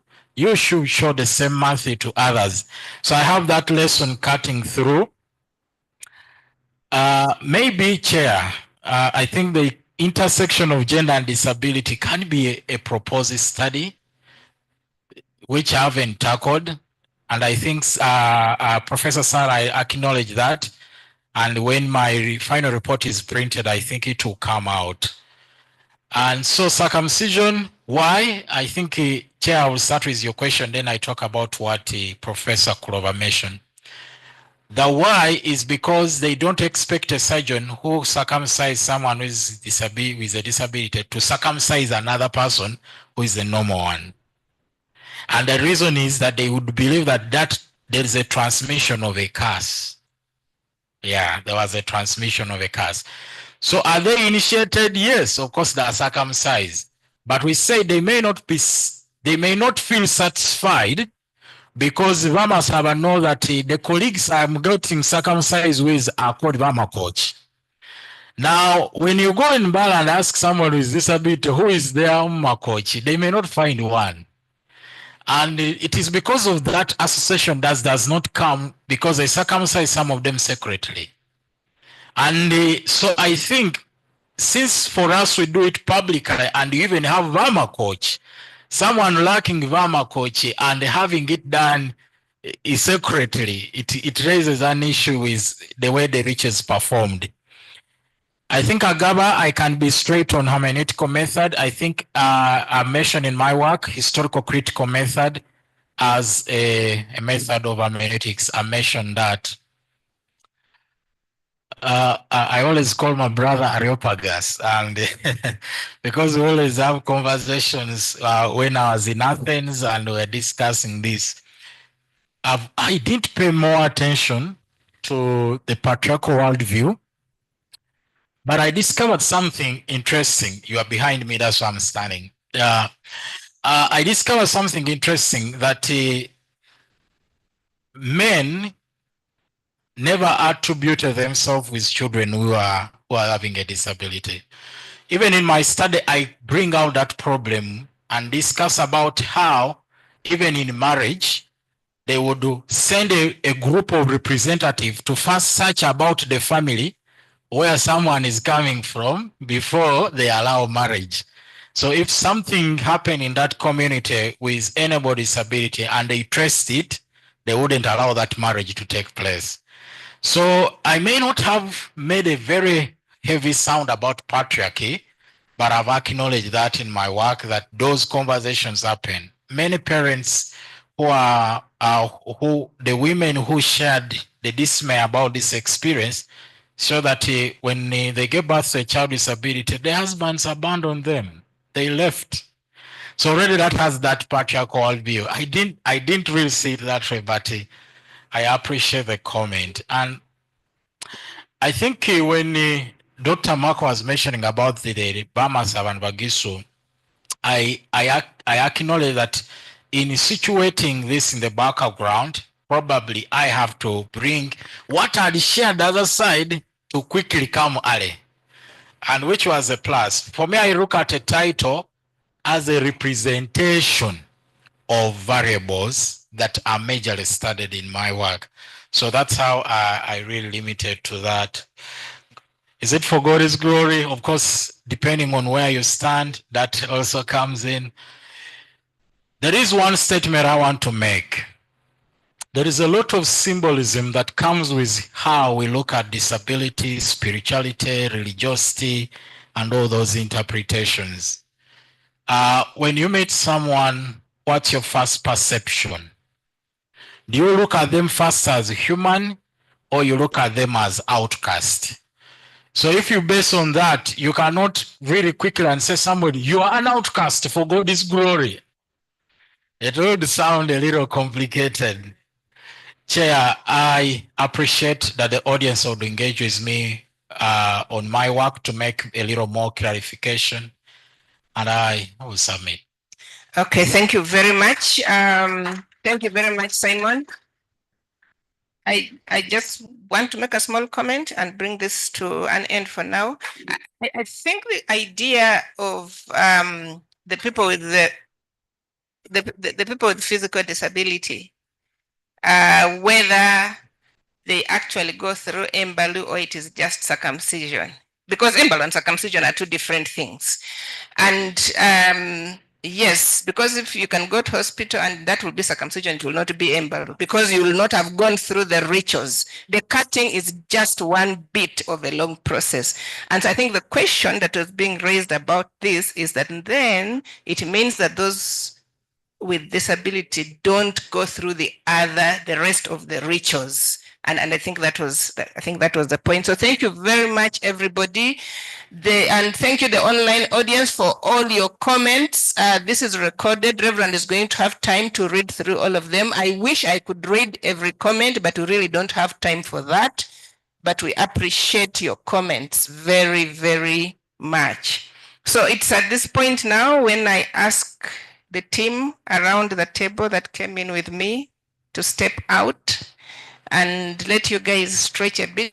We've been sitting for a very long time, and then we'll be back. Don't go away.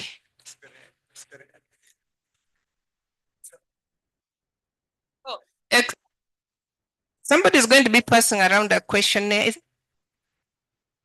Yeah, so for staff in the college and the university, please, somebody's going to be passing around a questionnaire. Kindly help fill that questionnaire as we return. Thank you.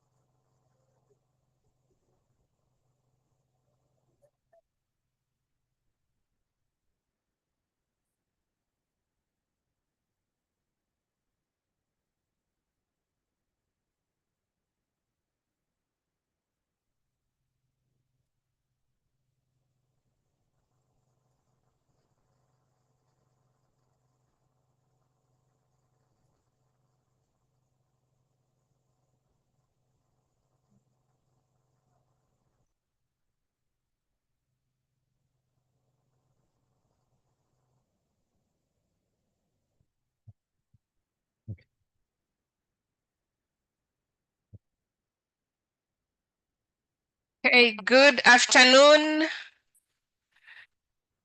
Professor Mbabazi, we are waiting for you. And now, has Florence gone back? I think she's coming.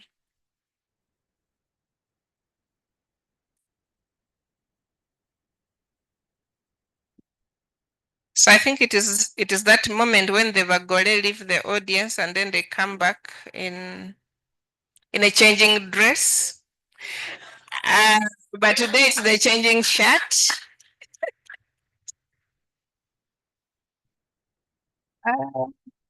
Okay. So friends, thank you again for accepting to come back to this very final part of our process this morning into afternoon. Where's Dr. Mpiangu gone? I'm trying to have everybody in. So I was waiting for you, then you came. Now she has gone, but she'll she'll be back and find us anyway. Okay, and of course the blessings of the rain, so that people don't have excuse of running anywhere. You have to come back here and listen to the verdict. Thank you very much. So yes, the panelists have deliberated, and I don't want to waste a lot of time, but I just want to say, Reverend, of course you pass. Many congratulations. Pass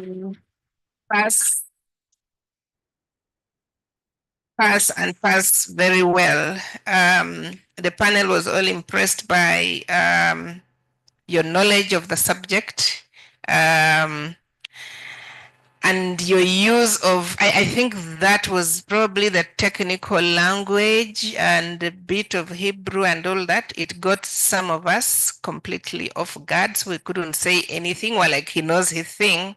What can we even ask? But well done. Many congratulations to you and the supervisors. That said, I know that you're expecting comments, areas that you have to address, and this is it for all of us. So I'm going to try to be quick. So one is you need to harmonize the title and the general objective. And I think the independent reader brought that out very clearly, because your general objective should be derived from the title. So there should be a connection. Please harmonize that. And then it was a feeling of the panel that the study is not really comparative like you suggest in the title. So I don't know if this is something that you can defend and actually show the comparative aspect of the study in the entire text, or deal away with the one word and find a better way of titling your study, so that you're not necessarily promising us that it is comparative. And again, this is a question that came even when it came to the research design and all that. Is this really a comparative study? So again, this is something that you can work with your supervisors, but the panel strongly felt about that. Yes, and then the definition of terms. You know, for once I thought, okay, next time I come to a Viva, I need to come with a dictionary, so that when the candidates are using all these words, I know what they mean. But in this case, even the dictionary could not have helped, because the concepts are, you know, coming from different areas. So we ask that you provide a section of definition of terms where you include all the technical words that you use, the words that are not familiar to everybody else. Some people would have wanted to follow your study, would at some point say, but what is that? What does that word mean? So please define that. And yes, provide a glossary for your readers, because they don't know Bamasaaba, and it's very cumbersome going back and forth and saying again, what did this word mean? So be kind enough to do that. And then I think introduce and say more about the Bamasaaba much earlier in the work. Dr. Makwa raised that. And nobody is asking that you write a deep history of the Bamasaaba, even if it's one paragraph, just to help the reader make sense of the people that you're studying or writing about. And then, yes, the disability concept. What do you think about it?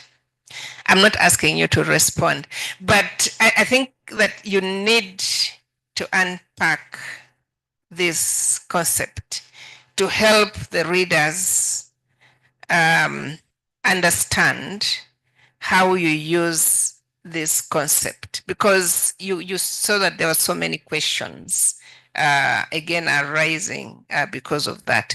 And of course you can do this, if you conceptualize or problematize it and just acknowledge that, there are various, it could have different strands or different interpretations and all that, but in this study you use it to mean 1, 2, 3 things. I think that's what we want. The question of gender, however brief, you cannot completely run away from it. So find something. The question that Professor Sarasali asked, and I think one of the panelists too had hinted something.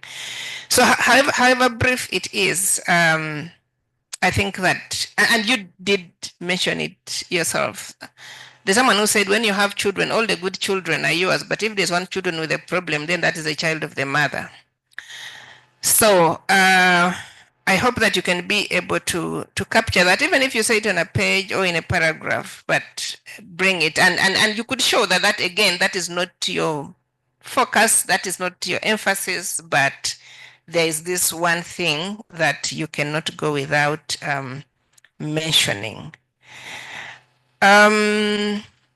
The recommendations, there was a concern that your recommendation should not only be specific, but also practical, given the subject of study. So if you're saying something in regard to education, for example, we should not wait for it at higher institutions of higher learning. It is something that should come right from when we begin to go to school, so that there is really nothing strange and surprising. So it is something that we could begin from the grassroots within our education system. And then yes, so the question of circumcision, we wondered whether in your recommendation you could think of something that could be done so that the circumcision of the people who are not physically able to participate in the rest of the rituals is, does not seem as a form of othering, as sort of, discriminatory. What is it? So maybe I'm thinking about the circumcision dances, for example. So maybe these people are not able to dance, but that does not stop, other people dancing, and they are there, and I'm just thinking of, okay, so that is just one thing, but what is it that can be done so that I don't feel, oh, okay, I already feel so bad about this, and even at circumcision, I'm also discriminated against. I'm not able to get this and the other. It's something you can think about. How inclusive can the circumcision of people with this kind of impairment be done so that it is inclusive? Now there was one issue, and I know that you'll discuss this with your supervisor, something that came up very much again from the questions and comments, the idea of the text 2 Samuel 9, and whether it's really on disability or it's not on disability. But this is what the panelists think, that you can acknowledge that while this text is not strictly or does not strictly deal with addressing issues of disability, it does address issues of social inclusion.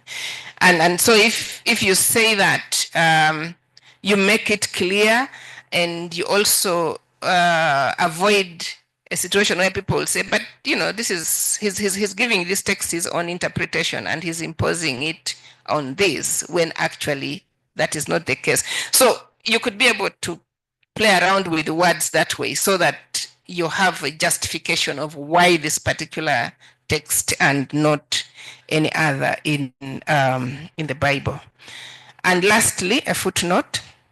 Actually, the footnote is that some of the things can be explained in footnotes. So you don't have to have everything in the body of the work. If you need to clarify something and you need to provide a note, please use those notes. My colleagues on the panel, if there's something I've forgotten, please help me remember it now, because after this, you will not be able to impose ideas of what the candidate should do. It's now or never. Okay. All right. And so if there's nobody putting up their hand to say I've forgotten something else, I want to congratulate you again. And to sincerely thank all the members of the panel, to thank your supervisors, to thank the audience. He did not introduce anybody to me. I'm going to ask him to do that, because Reverend is going to have a moment to speak, and he can use that moment to introduce to us all the important people in the house. And we thank them for supporting you, for being there for you until you got to this point. Thank you very much. So I hand over the mic to you. If you have a word or two for us before we run. Some of us are going to teach before we run. Wow, thank you. I think Dr. Royakira knows that I promised him that after his questions, I would have this journey would have been completed, because it's part of my doctoral committee and we have had entanglement. And I want to say one word: it shaped me. It shaped me, and you and Dr. Kamoga, you know that those hard questions shaped the work.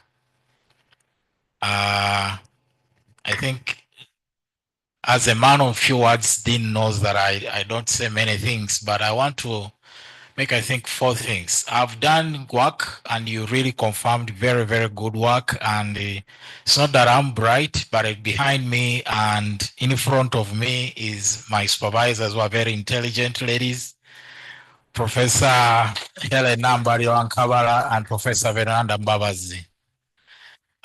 When we were talking about my work, yes, I can come shortly. When we were talking about my work one day, and I was not excelling in writing, I told them I'm having romantic problems at home. And they told me, Simon, run away from romantic issues and write. And this is Esther, my wife, whom I've gotten a lot of support with, and in the journey, you can see it. And so sincerely, I think I have 2 things I can mention. One is Professor Helen, you've introduced a culture in me that if I perceive something possible, it is possible. And many of you may not know, but Professor Helen made me write this PhD in the shortest time I've never expected. And she told me, I'm baptizing you by fire. You're going to write. And from our conversation, I picked on one thing. If it's a PhD by research, who should determine when I should finish? That means it's me. So after that talk, I wrote a writing schedule and gave it to her, and I followed it. The time when I said I'll publish, I published. The time when I said I will do this, I did that. And Professor Helen, I accept that your mentorship has been fruitful, and all my senior colleagues in the department, you know that at least you have nurtured one of your kind in building for the future. at least you have nurtured one for the company for the future. Everybody who has been part of this journey and my students who are seated, more majority are here. I'm so happy that you could take a moment to learn from what we are doing and writing. And my colleagues and senior people who joined online, all of us, I'm very humbled to have you part of the audience to listen to my work. Professor Fabnav Gom from Chambogo, I'm happy that you made it to listen to this. Professor Robert Clover, Professor Mangeni, and everyone, Professor Sarah Sari, Professor Charlotte Mafumbo, and everyone. I am very humbled that you could make time to listen to what I've done. And since I will never have this time to say this speech, because I don't think I'm going to be doing it again, probably it can be at another level, another thing altogether. I think the culture of the supervisors supporting the candidates to explore the limits of their work brought me to this level. And my cohort members, some of them are here, some of them are in US now. I've opened the door for you, and it's that we should enter and ask God to give us the excellency we are doing of the work we are doing. And my fellowship members, family members coming from Mukono, Diana, thank you, and coming from Mitiana, Rosine, thank you, and all other people for making time to listen to my work. Now, I told you that when you defend, I will defend. When you defended, you opened the door for me to defend.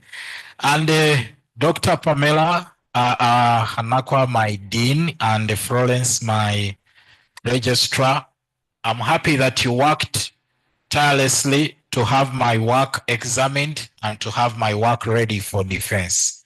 I don't take that for granted because the season is a busy one. It's a very busy season, and I don't take that for granted. Ladies and gentlemen, I think since I'm part of our community and I'm teaching with us, there will be a lot of Thanksgiving, there will be a lot of celebration as we go along the way. But I'm happy that you could put confidence in me to make me cross this line with excellency. May God bless you.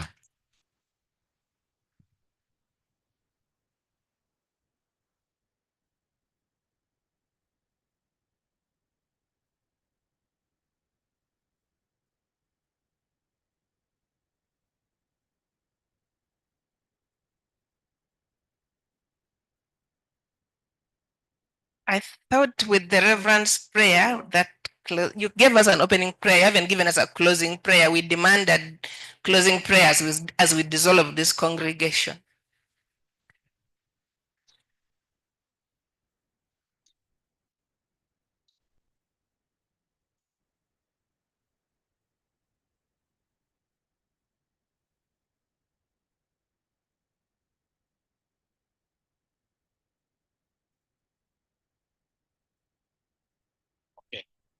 Thank you, ladies and gentlemen. Can we bow our heads in prayer? God, we bless your name because you bless our beginning and you bless our end. You bless our coming, you bless our going out. So I commit our life to you, that as we continue writing to create impact in our community and transform lives, we shall have your blessing in the name of God the Father, the Son, and the Holy Spirit. Amen.